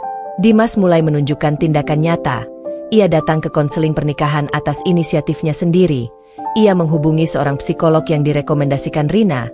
Ia memberitahu atasannya bahwa ia siap menanggung akibat kesalahan pribadi demi menjaga profesionalitas tim. Tindakan itu membuat sebagian orang mulai melihatnya bukan hanya sebagai pelaku, tetapi juga sebagai manusia yang berusaha menebus kesalahan. Namun penebusan tak semudah itu. Andin yang melihat Dimas berjuang, merasakan beban yang semakin berat. Apakah ia ingin menjadi sumber masalah yang berkepanjangan bagi anak yang mungkin akan lahir? Dalam doa-doa sunyi, aku melihat kebimbangan di wajahnya, menuntut cinta atau memilih jalan benar demi masa depan bayi. Aku tetap memainkan peranku dengan teliti, memberi tekanan ketika perlu, membuka sedikit celah ketika pembuktian mulai nyata. Aku mengadakan pertemuan keluarga kecil di mana aku menuntut transparansi, bukan pembenaran. Aku menuntut agar segala bentuk tanggung jawab, finansial, emosional, dan legal, dijalani di bawah pengawasan mediator. Mereka setuju di bawah tekanan, namun aku tahu komitmen diucapkan dalam suasana terpojok belum tentu bertahan saat badai reda. Di luar semua itu, rumor tentangku ikut menyebar. Ada yang bilang aku pure balas dendam, ada yang menganggapku pahlawan, ada juga yang memandangku sebagai wanita haus sensasi. Aku belajar satu hal pahit, menjadi korban sekaligus arbiter tak membuatmu luput dari penilaian publik. Kadang aku muak membaca komentar sinis, namun aku lebih muak lagi dengan ingatan tentang malam-malam ketika Dimas menyebut nama lain dalam tidur. Aku menegaskan lagi pada diriku sendiri bahwa tujuan ini bukan sekadar balas, melainkan menegakkan harga diri. Bab ini berakhir bukan dengan tamparan final melainkan kebakaran kecil yang belum padam. Hubungan mereka terbakar, reputasi terkikis, dan pilihan-pilihan moral harus diambil. Aku berdiri di tengah, bukan lagi semata-mata sebagai istri yang disakiti, namun sebagai wasit yang kadang kejam, kadang humanis. Dalam cermin kecil hatiku, kudapati aku masih manusia yang bisa terluka. Dan sementara aku menunggu putaran berikutnya, aku tahu satu hal pasti, api yang kubakar kini membakar mereka, tetapi juga membakar sisa-sisa diriku yang dulu polos dan percaya. Aku bertanya pada diri sendiri, apakah aku rela membiarkan bara ini menghanguskan segala hal, atau akankah aku pelan-pelan memadamkannya saat waktunya tiba? Pagi itu udara terasa berbeda, dingin, tapi tidak menenangkan. Angin yang biasanya lembut kini seperti membawa aroma kekacauan yang sudah lama kurancang. Dimas duduk di ruang tamu, wajahnya kusut, mata sembab karena kurang tidur. Di meja, koran pagi menampilkan berita yang seolah menamparnya. Pegawai kantor swasta terlibat skandal cinta dengan rekan lama, menjadi sorotan publik. Meskipun tidak secara gamblang menyebut nama mereka, siapapun yang tahu cukup bisa menebak siapa yang dimaksud. Dimas membaca berita itu tanpa suara, hanya tangan yang gemetar dan nafas yang berat. Aku hanya berdiri di dapur, memperhatikan dari jauh sambil menyiapkan teh. Wajahku tenang namun hatiku penuh badai yang tak terlihat. Aku tahu, ini adalah hasil dari rentetan langkah yang kususun hati-hati selama berminggu-minggu. Setiap kabar, setiap gosip, setiap tangkapan layar yang, tanpa sengaja, tersebar. Semua adalah bagian dari skenario yang kubangun. Aku tidak pernah berpikir aku akan sejauh ini, tapi setiap luka yang mereka beri membuatku ingin mendorong batas lebih jauh lagi. Aku ingin mereka tahu, neraka itu nyata, dan kini mereka menginjaknya. Andin, di sisi lain, mulai kehilangan pijakan. Setelah gosip itu merebak, perusahaan tempatnya bekerja menonaktifkan posisinya untuk sementara waktu. Beberapa rekan yang dulu selalu menyanjungnya kini menghindar. Aku melihat unggahan statusnya di media sosial, kalimat-kalimat penuh penyesalan dan ketakutan, seolah dunia sedang menghukumnya dengan cara paling telak. Tapi aku tahu, ini baru permulaan. Karena belum lama setelah itu, seseorang mengirimkan video ke akun pribadiku. Video yang menunjukkan Dimas dan Andin di kamar hotel, rekaman dari kamera tersembunyi yang aku tidak tahu siapa pemiliknya. Mungkin dari orang yang juga pernah disakiti oleh Andin, orang yang dulu kukirimi pesan di malam sunyi itu. Aku menatap video itu lama, jantungku berdetak keras. Bukan karena cemburu, tapi karena campuran antara amarah dan kepuasan yang menakutkan. Aku tahu jika video ini sampai ke publik, karir dan reputasi mereka berdua akan benar-benar tamat. Tapi aku juga tahu, jika aku menyebarkannya, aku tak akan berbeda dari mereka, kejam dan tak punya batas. Aku menatap bayanganku di layar ponsel, dan untuk sesaat aku bimbang. Tapi kemudian aku mengingat malam-malam penuh tangis saat aku ditinggalkan di rumah sendirian.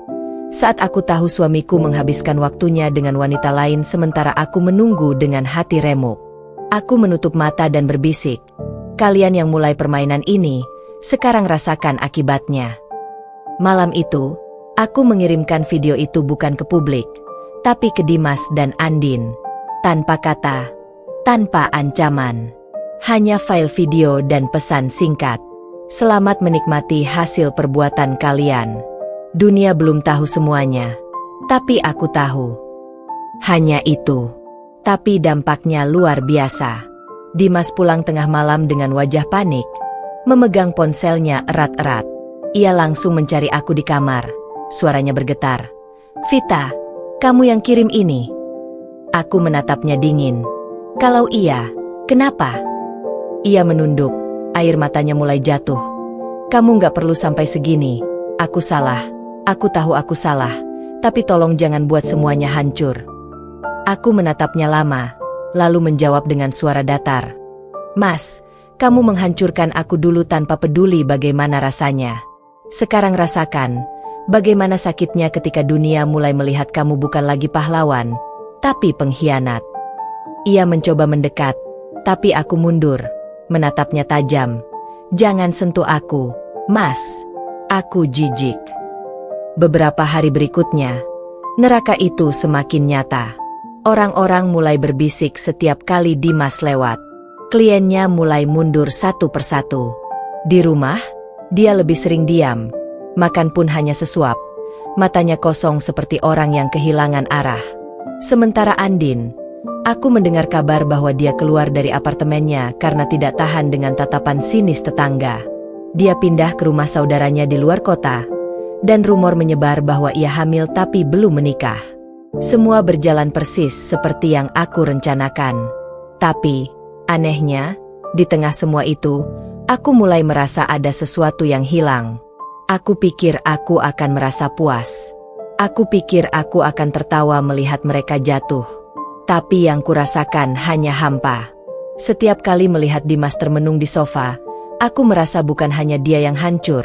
Aku juga ikut hancur, perlahan. Aku masih ingat bagaimana dulu dia memelukku dengan penuh cinta. Bagaimana kami bermimpi punya rumah yang bahagia. Sekarang, rumah itu sunyi, dingin, dan dipenuhi rasa benci. Aku berusaha keras menolak rasa iba itu, tapi hatiku mulai bergetar lagi. Entah karena sisa cinta, atau hanya rasa kasihan yang tersisa. Namun dunia belum selesai menguji kami. Suatu malam, Dimas mendapat surat panggilan dari kantor. Isinya singkat, "Anda dinonaktifkan sementara dari jabatan hingga penyelidikan selesai." Dia hanya terdiam lama, lalu meremas surat itu. Wajahnya pucat, suaranya parau. "Aku kehilangan semuanya, Fit." Aku menatapnya tanpa ekspresi, tapi hatiku bergetar. "Sekarang kamu tahu rasanya kehilangan," kataku pelan. Ia hanya menunduk, menangis tanpa suara. Tapi yang membuatku benar-benar goyah adalah ketika Dimas jatuh sakit seminggu kemudian. Ia demam tinggi, tubuhnya lemah, dan tak mau makan. Aku yang awalnya berniat membiarkannya akhirnya luluh juga. Aku duduk di sisi tempat tidurnya, menatap wajahnya yang pucat dan tak berdaya. "Mas," suaraku pelan, hampir berbisik. Ia membuka matanya perlahan, menatapku dengan pandangan kosong tapi penuh penyesalan. "Maaf, Vita," katanya lirih. "Aku tahu semua ini salahku. Aku gak minta kamu maafin. Tapi, tolong jangan benci aku selamanya." Kata-kata itu menancap seperti pisau di dadaku. Air mataku jatuh tanpa bisa kutahan. Aku berusaha menahan genggaman tanganku agar tidak menyentuhnya. Tapi akhirnya aku kalah. Aku menggenggam tangannya. Dingin, lemah, tapi jujur. Untuk sesaat aku lupa dendamku. Lupa semua rencana balasanku. Yang tersisa hanya dua manusia yang sama-sama hancur karena cinta yang dikhianati dan kesalahan yang terlalu dalam. Namun aku tahu, ini belum berakhir. Karena di luar rumah ini, Andin masih ada, dan aku belum selesai dengannya. Bukan karena cemburu, tapi karena aku tahu dia belum benar-benar menyesali perbuatannya. Dan jika dia berpikir bisa lari dari semua ini, dia salah besar. Karena mulai malam itu, aku bersumpah, aku akan datang padanya. Bukan dengan amarah, tapi dengan cara yang lebih halus. Cara yang akan membuatnya menyesal bukan hanya karena kehilangan cinta Dimas, tapi karena pernah berani menyentuh hidupku. Malam itu, saat hujan turun deras dan petir menyambar, aku berdiri di depan jendela, menatap langit hitam yang seolah menyembunyikan segala rahasia kelam yang telah terjadi. Kalian membuat hidupku seperti neraka, bisikku lirih. Sekarang, giliran kalian yang akan merasakan seperti apa rasanya hidup di neraka dunia. Minggu-minggu setelah video tersebar, rumah kami berubah menjadi medan sunyi yang berat. Dimas yang dulu penuh tawa kini hanya muncul seperti sosok bayangan, bergerak pelan, suaranya serak, dan matanya kosong. Aku merawatnya ketika demam, menaruh kompres di dahinya, menyiapkan sup hangat. Namun setiap kali ia mencoba menggenggam tanganku, aku menarik diri. Bukan karena tak kasihan, melainkan karena aku takut lemah lagi, takut menelan penyesalan yang membuat semua rencana ini sia-sia.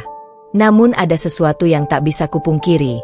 Melihat lelaki yang pernah kugenggam remuk membuat hatiku teriris. Suatu sore, ketika hujan turun ringan dan suara air menetes di atap membuat rumah terasa sendu, Rina datang membawa kantong plastik berisi dokumen-dokumen. Fit, aku dapat ini dari salah satu teman lama. Mereka mulai panik, dan ada beberapa orang yang mau bantu kalau kalian mau jalan damai. Tapi syaratnya ada dua.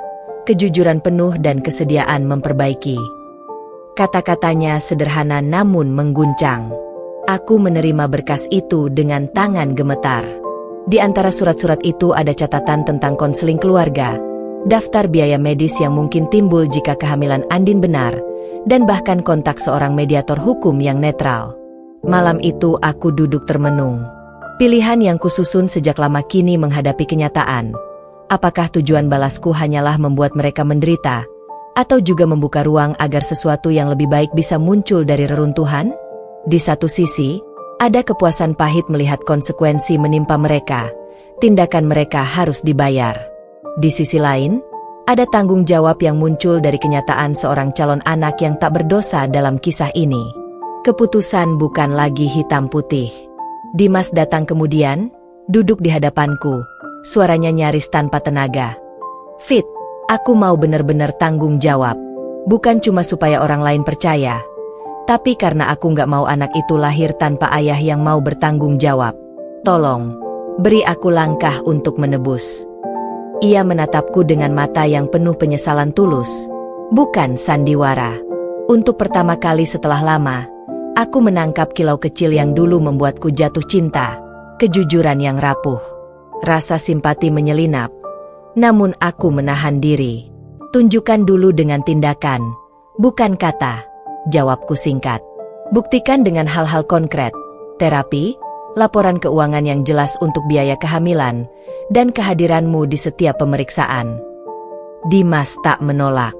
Ia malah berterima kasih, lalu berkata, aku sudah minta bantuan pada Rina untuk urus mediator. Aku juga siap cuti panjang kalau perlu. Kata-kata itu mengharukan. Aku tahu proses menebus tidak mudah, namun tatapan yang ia lempar kini berbeda. Bukan cemas karena kehilangan, melainkan tekad untuk memperbaiki. Meski hatiku luka, ada bagian kecil yang berharap hal ini bukan sekadar drama sementara. Sementara itu, Andin yang kabur ke rumah saudaranya juga mulai membuka diri. Ia mengirim pesan panjang padaku, memohon bertemu untuk bicara dewasa. Aku setuju, namun aku menuntut pertemuan di ruang publik dengan satu saksi, Rina. Saat kami duduk berhadapan, Andin menangis tanpa henti. Fit, aku bukan mau jadi musuhmu. Aku bodoh, dan aku dilema ketika Dimas datang lagi. Aku takut kehilangan karir, takut tak punya masa depan. Aku minta maaf sejujurnya. Suaranya terdengar hancur.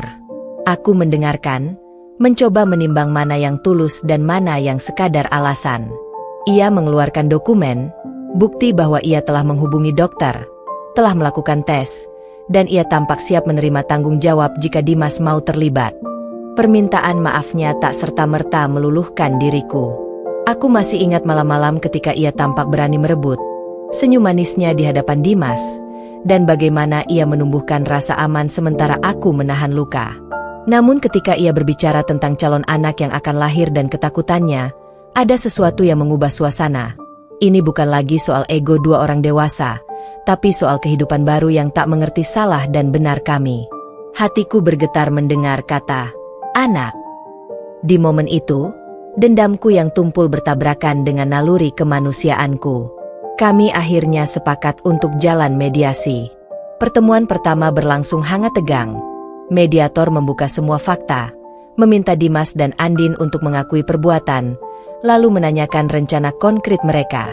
Dimas menyampaikan rencananya. Ia akan membiayai semua keperluan kehamilan, hadir di pemeriksaan, mengikuti konseling, dan mengambil cuti bila perlu. Andin berjanji akan menjaga jarak dari ranah pekerjaan yang akan menimbulkan konflik, mencari pengacara bila perlu, dan menata kehidupannya demi masa depan anak. Aku menetapkan syarat. Semua komunikasi harus tercatat. Ada perjanjian tertulis tentang pembiayaan, dan mereka harus mengikuti sesi konseling keluarga minimal 6 bulan.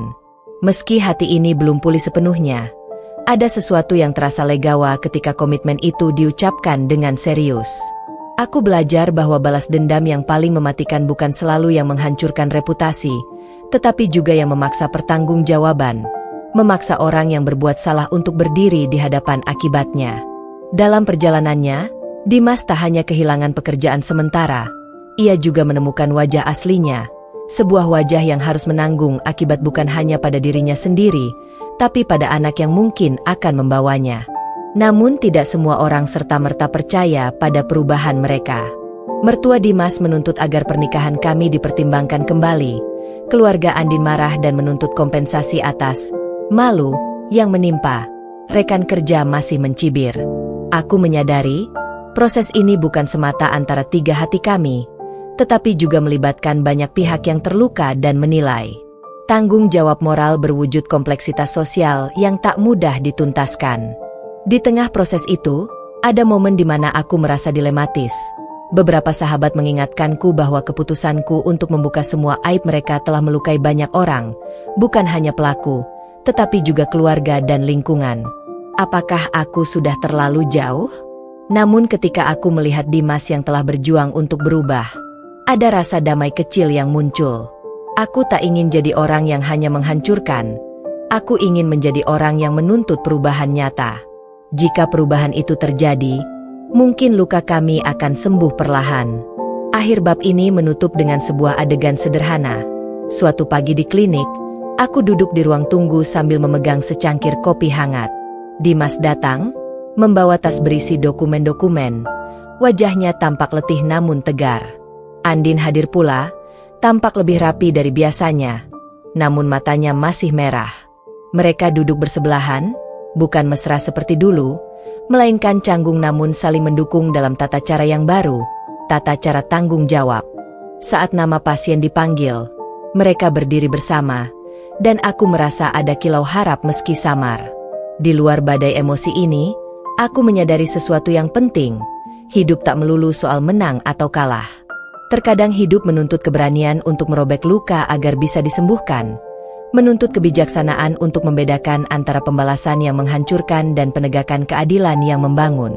Aku, Vita, masih menyimpan luka yang dalam. Aku juga masih menyimpan dendam yang belum benar-benar padam. Namun di titik ini, aku memilih jalur yang lebih rumit, menuntut pertanggungjawaban, menjaga martabat diri, dan membuka kemungkinan bahwa masa depan, untukku, untuk Dimas, dan untuk anak itu, bisa direkonstruksi dengan cara yang lebih manusiawi. Bab ini bukanlah akhir dari perang batin yang selama ini menggerogoti kami. Ini hanya sebuah titik balik, sebuah keputusan untuk mengubah skenario dari sekadar balas dendam menjadi proses penebusan dan tanggung jawab. Jalan masih panjang, bekas-bekas luka akan terus ada, dan kepercayaan tak dibangun dalam semalam. Namun untuk pertama kali dalam berbulan-bulan, ada secercah damai yang tak sepenuhnya palsu. Dan aku, setelah bertahun-tahun menjadi korban diam, merasa bahwa memberi kesempatan pada kebenaran untuk bekerja bisa jadi balasan paling keras sekaligus paling adil. Pagi itu aku bangun lebih awal dari biasanya. Matahari belum sepenuhnya naik, dan rumah masih menyisakan keheningan yang agak asing. Bukan sunyi karena kebahagiaan, melainkan sunyi karena semua yang dulu akrab kini harus ditata ulang. Aku menuangkan kopi, duduk di meja makan, dan menatap dokumen perjanjian yang kubuat bersama mediator semalam. Di sana tertulis dengan jelas, tanggung jawab finansial Dimas terhadap kehamilan Andin, jadwal konseling bersama, aturan komunikasi, serta konsekuensi bila ada pelanggaran. Kertas-kertas itu terasa berat di tangan, namun juga memberiku rasa aman, bukti bahwa aku tak menyerahkan nasib pada angin. Dimas datang membawa muka kusam, namun ada sesuatu yang berbeda. Langkahnya lebih mantap. Ia meletakkan berkas-berkas yang ia bawa ke meja dan duduk di seberangku. "Fit," suaranya serak. "Terima kasih sudah mau duduk bersama dan membuat semuanya jelas. Aku tahu ini tidak mudah." Aku menatapnya lama, melihat garis lelah di wajahnya. "Jangan ucapkan terima kasih kalau kamu belum lakukan apa yang kamu bilang," jawabku. "Buktikan sekarang, bukan besok." Ia menunduk, lalu mengangguk pelan. Ada keheningan yang penuh tekanan, tetapi juga awal dari tanggung jawab yang baru. Pertemuan medis pertama berjalan dengan campuran rasa cemas dan lega. Di ruang praktek, ada suara langkah kaki, bunyi alat medis yang berputar, dan bisik-bisik perawat. Dimas datang terlebih dulu. Andin tiba kemudian dengan wajah pucat namun tertahan. Aku mengikuti dari belakang sesuai ketentuan mediator. Bukan karena aku ingin mengawasi tiap detil medis, melainkan karena aku ingin memastikan prosesnya transparan dan tidak ada lagi sandiwara. Dokter memeriksa, menanyakan riwayat, dan menjelaskan langkah-langkah kehamilan ke depan. Ketika hasil USG ditunjukkan, layar memperlihatkan sebuah titik kecil yang tak berdosa, sebuah detak kehidupan kecil yang berbeda dari konflik dewasa yang memunculkan dirinya. Semua orang di ruang itu tertunduk sejenak. Untuk pertama kali dalam bulan-bulan ini, kata masa depan terasa nyata dan bukan sekadar ancaman. Di luar ruang praktek, suasana sosial masih berat. Kabar tentang proses mediasi sudah sampai ke telinga banyak orang, dan beberapa tetangga serta kenalan memilih memberi ruang. Ada pula komentar miring yang menempel seperti lumut. Beberapa teman lama mengirim pesan bertanya apakah aku baik-baik saja, sementara yang lain terang-terangan mengkritik pilihanku. Rina selalu hadir di saat-saat seperti ini, memberi bahu dan kata-kata yang kadang menusuk namun menenangkan. "Fit, kamu sudah lakukan hal yang benar menurutmu. Biarkan waktu yang menilai sisanya," katanya sambil memegang tanganku erat. Aku tahu Rina khawatir, bukan hanya untukku, tetapi untuk keseluruhan hidup yang kini harus kujalani. Hari-hari berlanjut dengan rutinitas baru, sesi konseling mingguan, pembicaraan legal, rencana keuangan, dan pertemuan kecil keluarga. Dimas konsisten datang ke setiap sesi konseling. Ia menunjukkan catatan, membuat janji temu dengan psikolog, dan menurunkan eksposurnya pada Andin di lingkungan kerja demi menjaga profesionalitas. Perubahan-perubahan kecil itu tak langsung memulihkan kepercayaan, tetapi mereka menunjukkan suatu bentuk penyesalan yang diwujudkan dalam tindakan. Aku melihatnya pelan-pelan, bukan untuk menyusun janji palsu, melainkan untuk menilai apakah transformasi itu nyata atau sekadar kepanikan menghadapi akibat. Sementara itu, Andin lebih sering diam. Ia tampak rapuh di depan orang-orang yang dulu memujanya. Ada momen-momen ia menangis sendirian di balkon, memandangi langit seolah mencari jawab atas perlakuan dirinya sendiri. Ia menghubungi orang tuanya lebih sering, mencoba menata nasib yang kini melibatkan pihak lain. Aku mendengar kabar bahwa keluarganya menyarankan ia untuk menetap di luar kota sementara waktu agar gosip reda. Saran yang diam-diam kusyukuri karena memberi ruang napas bagi semua pihak. Namun aku juga tahu, lari bukan solusi. Tanggung jawab tidak menghilang karena langkah kaki berpindah jarak. Di sela-sela semua itu, aku mulai menata ulang diriku. Dendamku yang besar perlahan mengecil menjadi sesuatu yang lebih manusiawi. Bukan sekadar ingin melihat mereka menderita, melainkan ingin memastikan bahwa segala perbuatan punya konsekuensi dan bahwa aku tidak lagi menjadi korban yang pasif. Aku kembali menulis tentang pengalaman, tentang perempuan yang memilih harga diri daripada kepasrahan. Tulisan itu kubagikan tanpa menyebut nama, hanya membiarkan cerita-cerita kecil menggambarkan apa yang pernah kualami. Responsnya bervariasi, ada yang memberi dukungan, ada yang mengkritik. Namun yang paling penting adalah aku merasa suaraku kembali. Keputusan praktis juga muncul. Aku mulai menata keuangan pribadi, membuka tabungan aturan darurat, dan memikirkan kemungkinan pindah kerja jika reputasi Dimas benar-benar runtuh dan memengaruhi pendapatan keluarga. Rasanya ironis. Dulu aku menikah untuk mendapatkan rasa aman. Kini aku harus membangun keamanan itu sendiri. Namun ada kekuatan baru yang tumbuh. Bukan semata karena keinginan membalas, melainkan karena kebutuhan melindungi masa depan sendiri. Suatu malam ketika hujan turun pelan, aku duduk di ruang tamu mendengar bisik rintik yang menenangkan.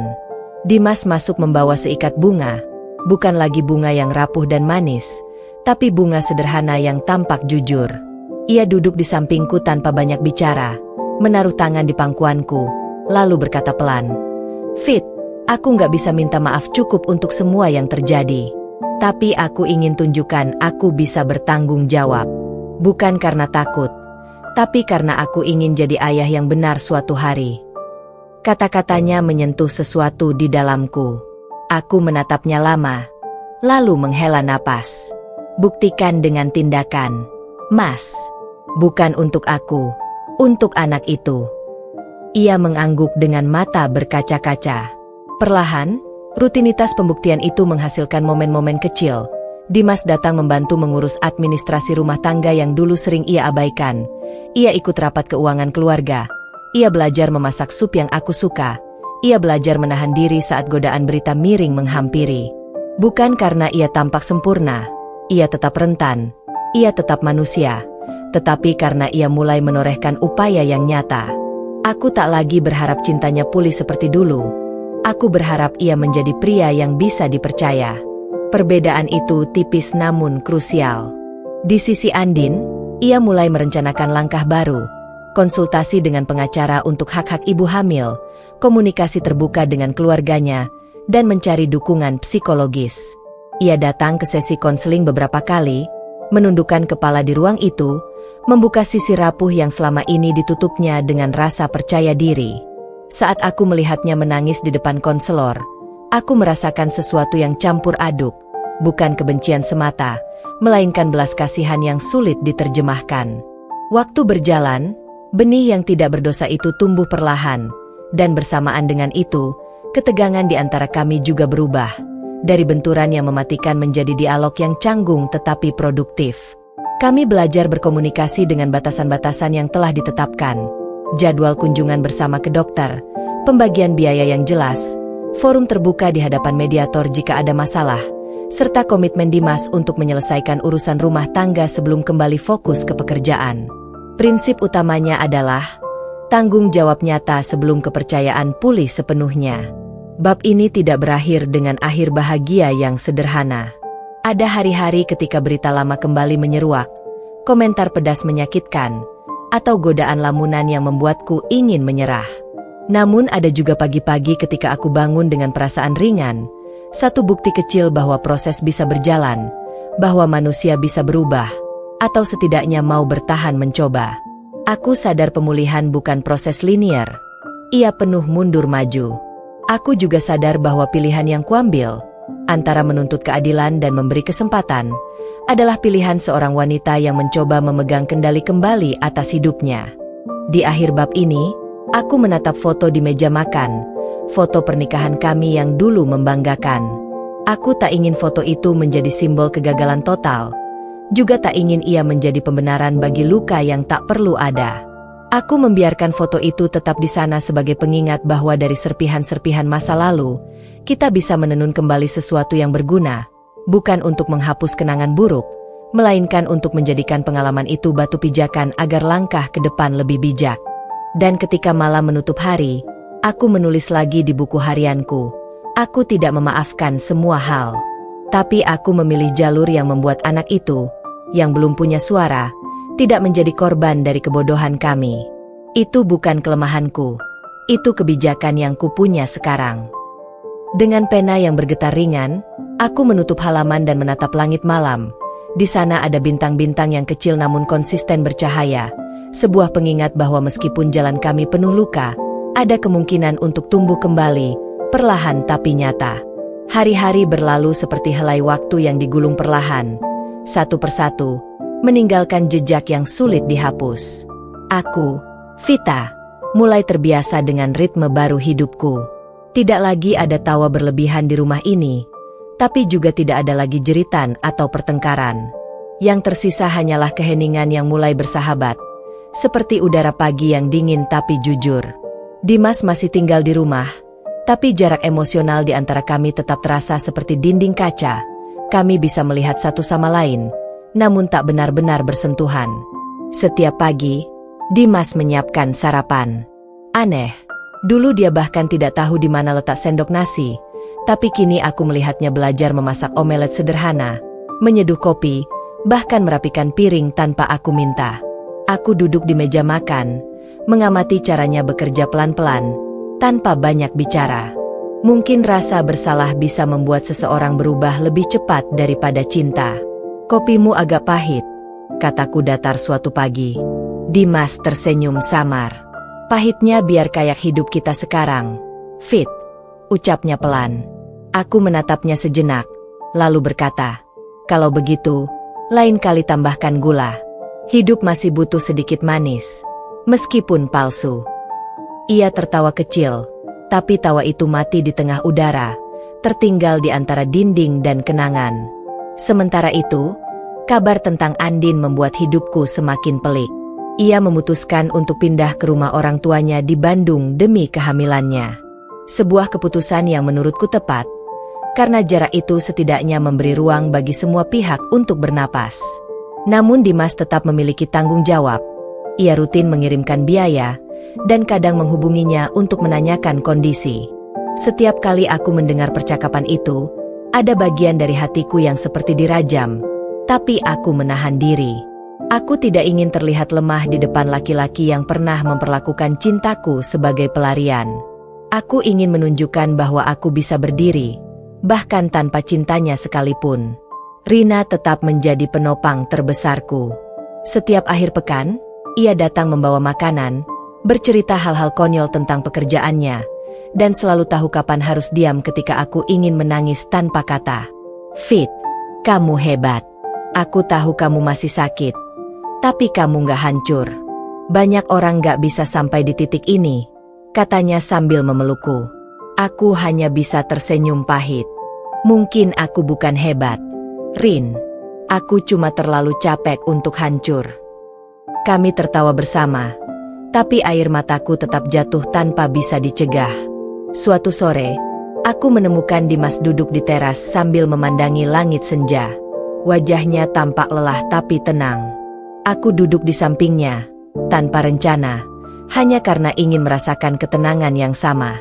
Fit, katanya tanpa menoleh, kamu percaya seseorang bisa berubah? Aku tidak langsung menjawab. Aku tahu ia sedang bicara tentang dirinya sendiri. Berubah? Iya. Tapi jadi orang yang sama sekali baru? Aku ragu. Jawabku. Ia menatapku dalam. Matanya merah tapi jujur. Aku nggak minta kamu percaya sekarang. Aku cuma mau kamu tahu. Aku benar-benar ingin berubah. Aku menatap ke depan, menahan emosi yang hampir pecah. Kalau kamu benar-benar berubah, jangan untukku, Mas, tapi untuk anak itu. Jangan sampai dia lahir ke dunia melihat ayahnya sebagai pengecut. Malam itu, aku tidak bisa tidur. Aku memandangi langit-langit kamar, mengenang masa-masa ketika aku begitu mencintainya tanpa syarat. Aku ingat hari pertama kami menikah, ketika ia menatapku dengan mata berbinar, berkata bahwa aku adalah rumahnya.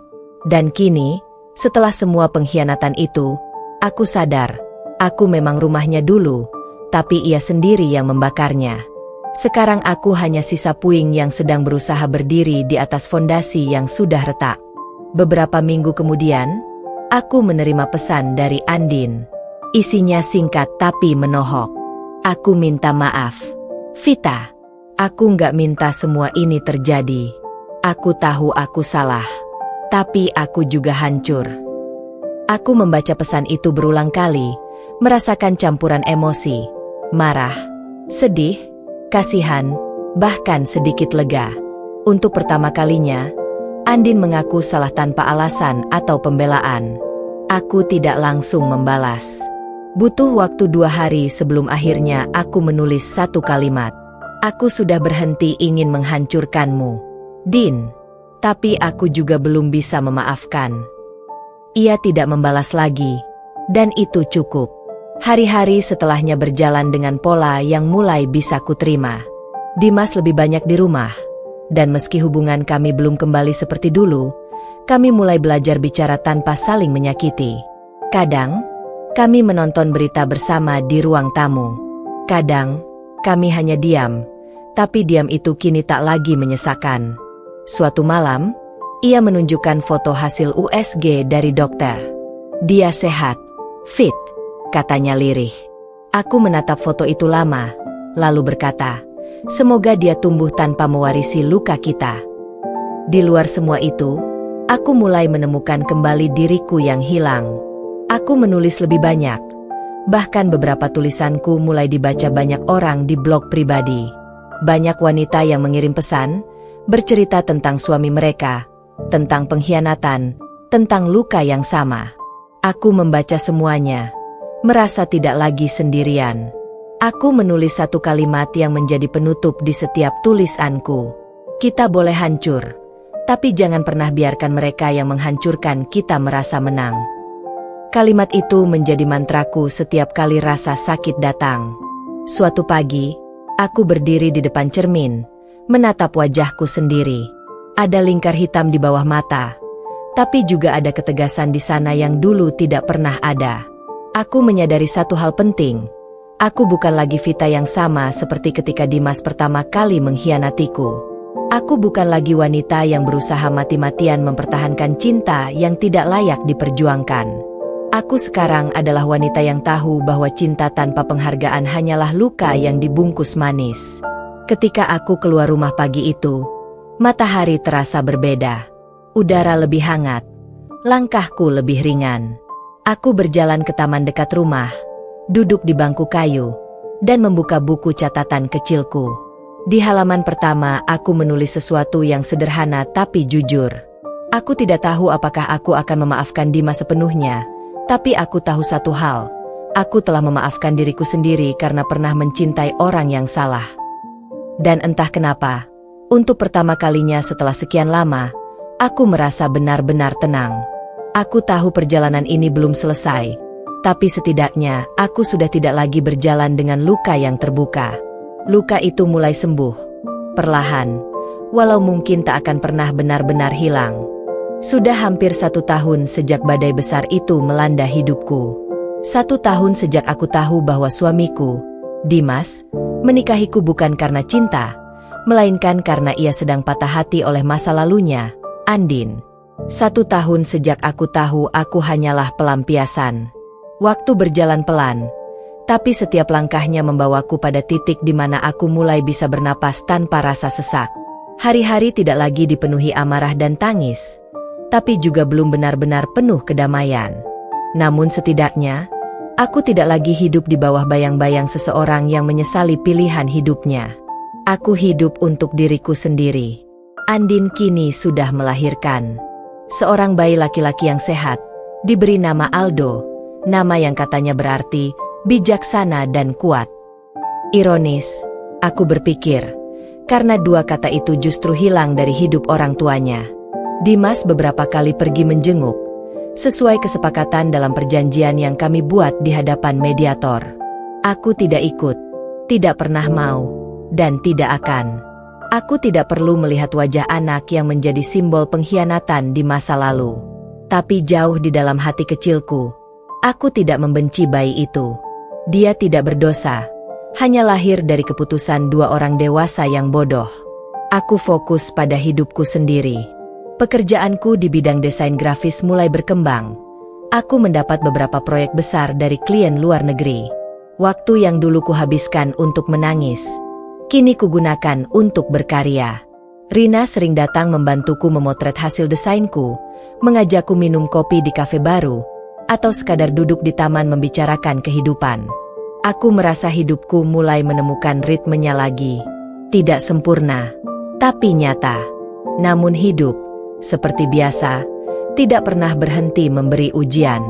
Suatu sore, aku sedang menata berkas proyek di ruang tamu ketika Dimas datang membawa koper besar. Aku menatapnya dengan kening berkerut. Mau kemana lagi, Mas? Tanyaku datar.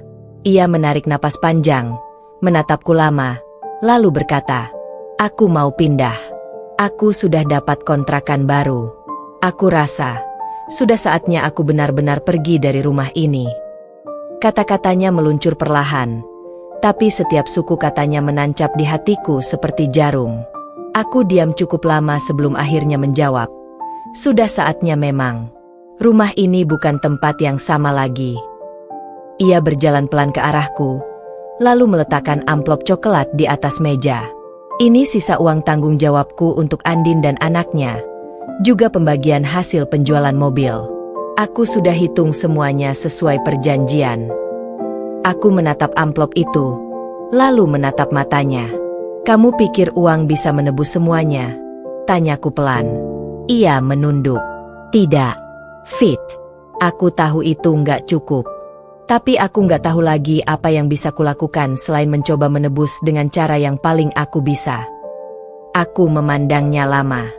Wajah Dimas terlihat jauh lebih tua dari terakhir kali aku benar-benar memperhatikannya. Matanya sayu, ada lingkar hitam, dan senyumnya kini bukan lagi senyum yang dulu pernah membuatku jatuh cinta. Aku dulu mencintaimu dengan tulus, Mas, ucapku lirih. Tapi kamu hancurkan semuanya. Aku nggak tahu apakah aku bisa benar-benar memaafkan. Tapi aku sudah berhenti berharap. Aku sudah berhenti menunggumu jadi orang yang dulu. Dimas menatapku dengan mata berkaca-kaca. Fit, aku tahu aku bukan suami yang baik. Aku tahu aku sudah menghancurkanmu. Tapi entah kenapa, setiap kali aku mencoba memulai hidup baru, yang aku pikirkan selalu kamu. Bukan Andin, bukan anakku, tapi kamu. Aku sadar terlambat, tapi kamu satu-satunya yang benar-benar mencintaiku tanpa syarat. Air matanya jatuh, tapi kali ini aku tidak tergerak. Aku sudah kehabisan empati untuknya. Aku berdiri, menatapnya lurus. Mungkin kamu sadar, tapi bukan berarti aku harus menunggu kamu sadar untuk bahagia. Kamu terlambat, Mas. Sekarang giliranku memulai hidupku sendiri. Ia mengangguk pelan, lalu berkata dengan suara serak, aku harap kamu benar-benar bahagia, Fit. Kamu pantas dapat cinta yang lebih baik dari aku. Aku menarik napas panjang, lalu menjawab, dan aku harap kamu belajar menjadi manusia yang gak selalu menyakiti orang lain. Dimas pergi sore itu. Aku tidak mengantarnya sampai pintu, tidak menatap punggungnya yang menjauh. Aku hanya duduk di kursi ruang tamu sambil memejamkan mata. Tidak ada tangis, tidak ada amarah, hanya hening yang entah kenapa terasa begitu menenangkan. Rumah terasa lebih lapang malam itu. Sunyi, tapi damai. Beberapa bulan setelah kepergian Dimas, aku benar-benar menemukan diriku yang baru.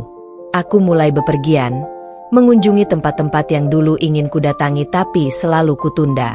Aku pergi ke Yogyakarta sendirian, menikmati kopi di pinggir jalan Malioboro, mendengarkan musik dari pengamen jalanan sambil menatap langit malam. Ada rasa bebas yang belum pernah kurasakan selama bertahun-tahun.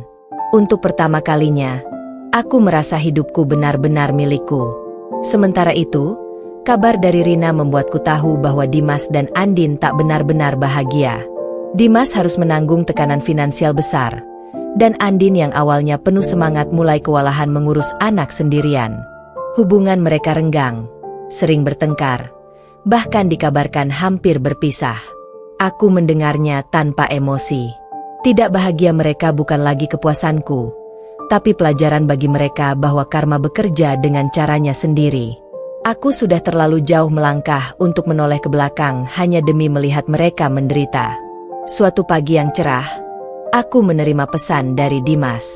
Pesan yang panjang, penuh penyesalan dan kalimat yang berat. Vita, aku minta maaf untuk semua yang aku lakukan. Aku tahu aku gak akan pernah bisa memperbaiki semuanya, tapi aku ingin kamu tahu, kamu adalah wanita terkuat yang pernah aku kenal.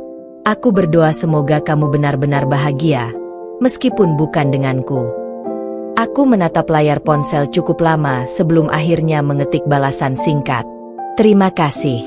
Mas, aku sudah memaafkanmu, tapi aku juga sudah melupakanmu. Semoga kamu juga belajar mencintai dirimu tanpa harus menghancurkan orang lain lagi. Setelah itu, aku menghapus nomornya dari ponsel. Untuk pertama kalinya, aku benar-benar menutup bab hidupku bersamanya. Beberapa tahun kemudian, hidupku berubah jauh lebih baik. Aku menjadi desainer independen, membuka usaha kecil, dan menulis buku berdasarkan kisah nyata yang dulu menelan hidupku. Buku itu berjudul Pelampiasan yang Kembali Menemukan Dirinya.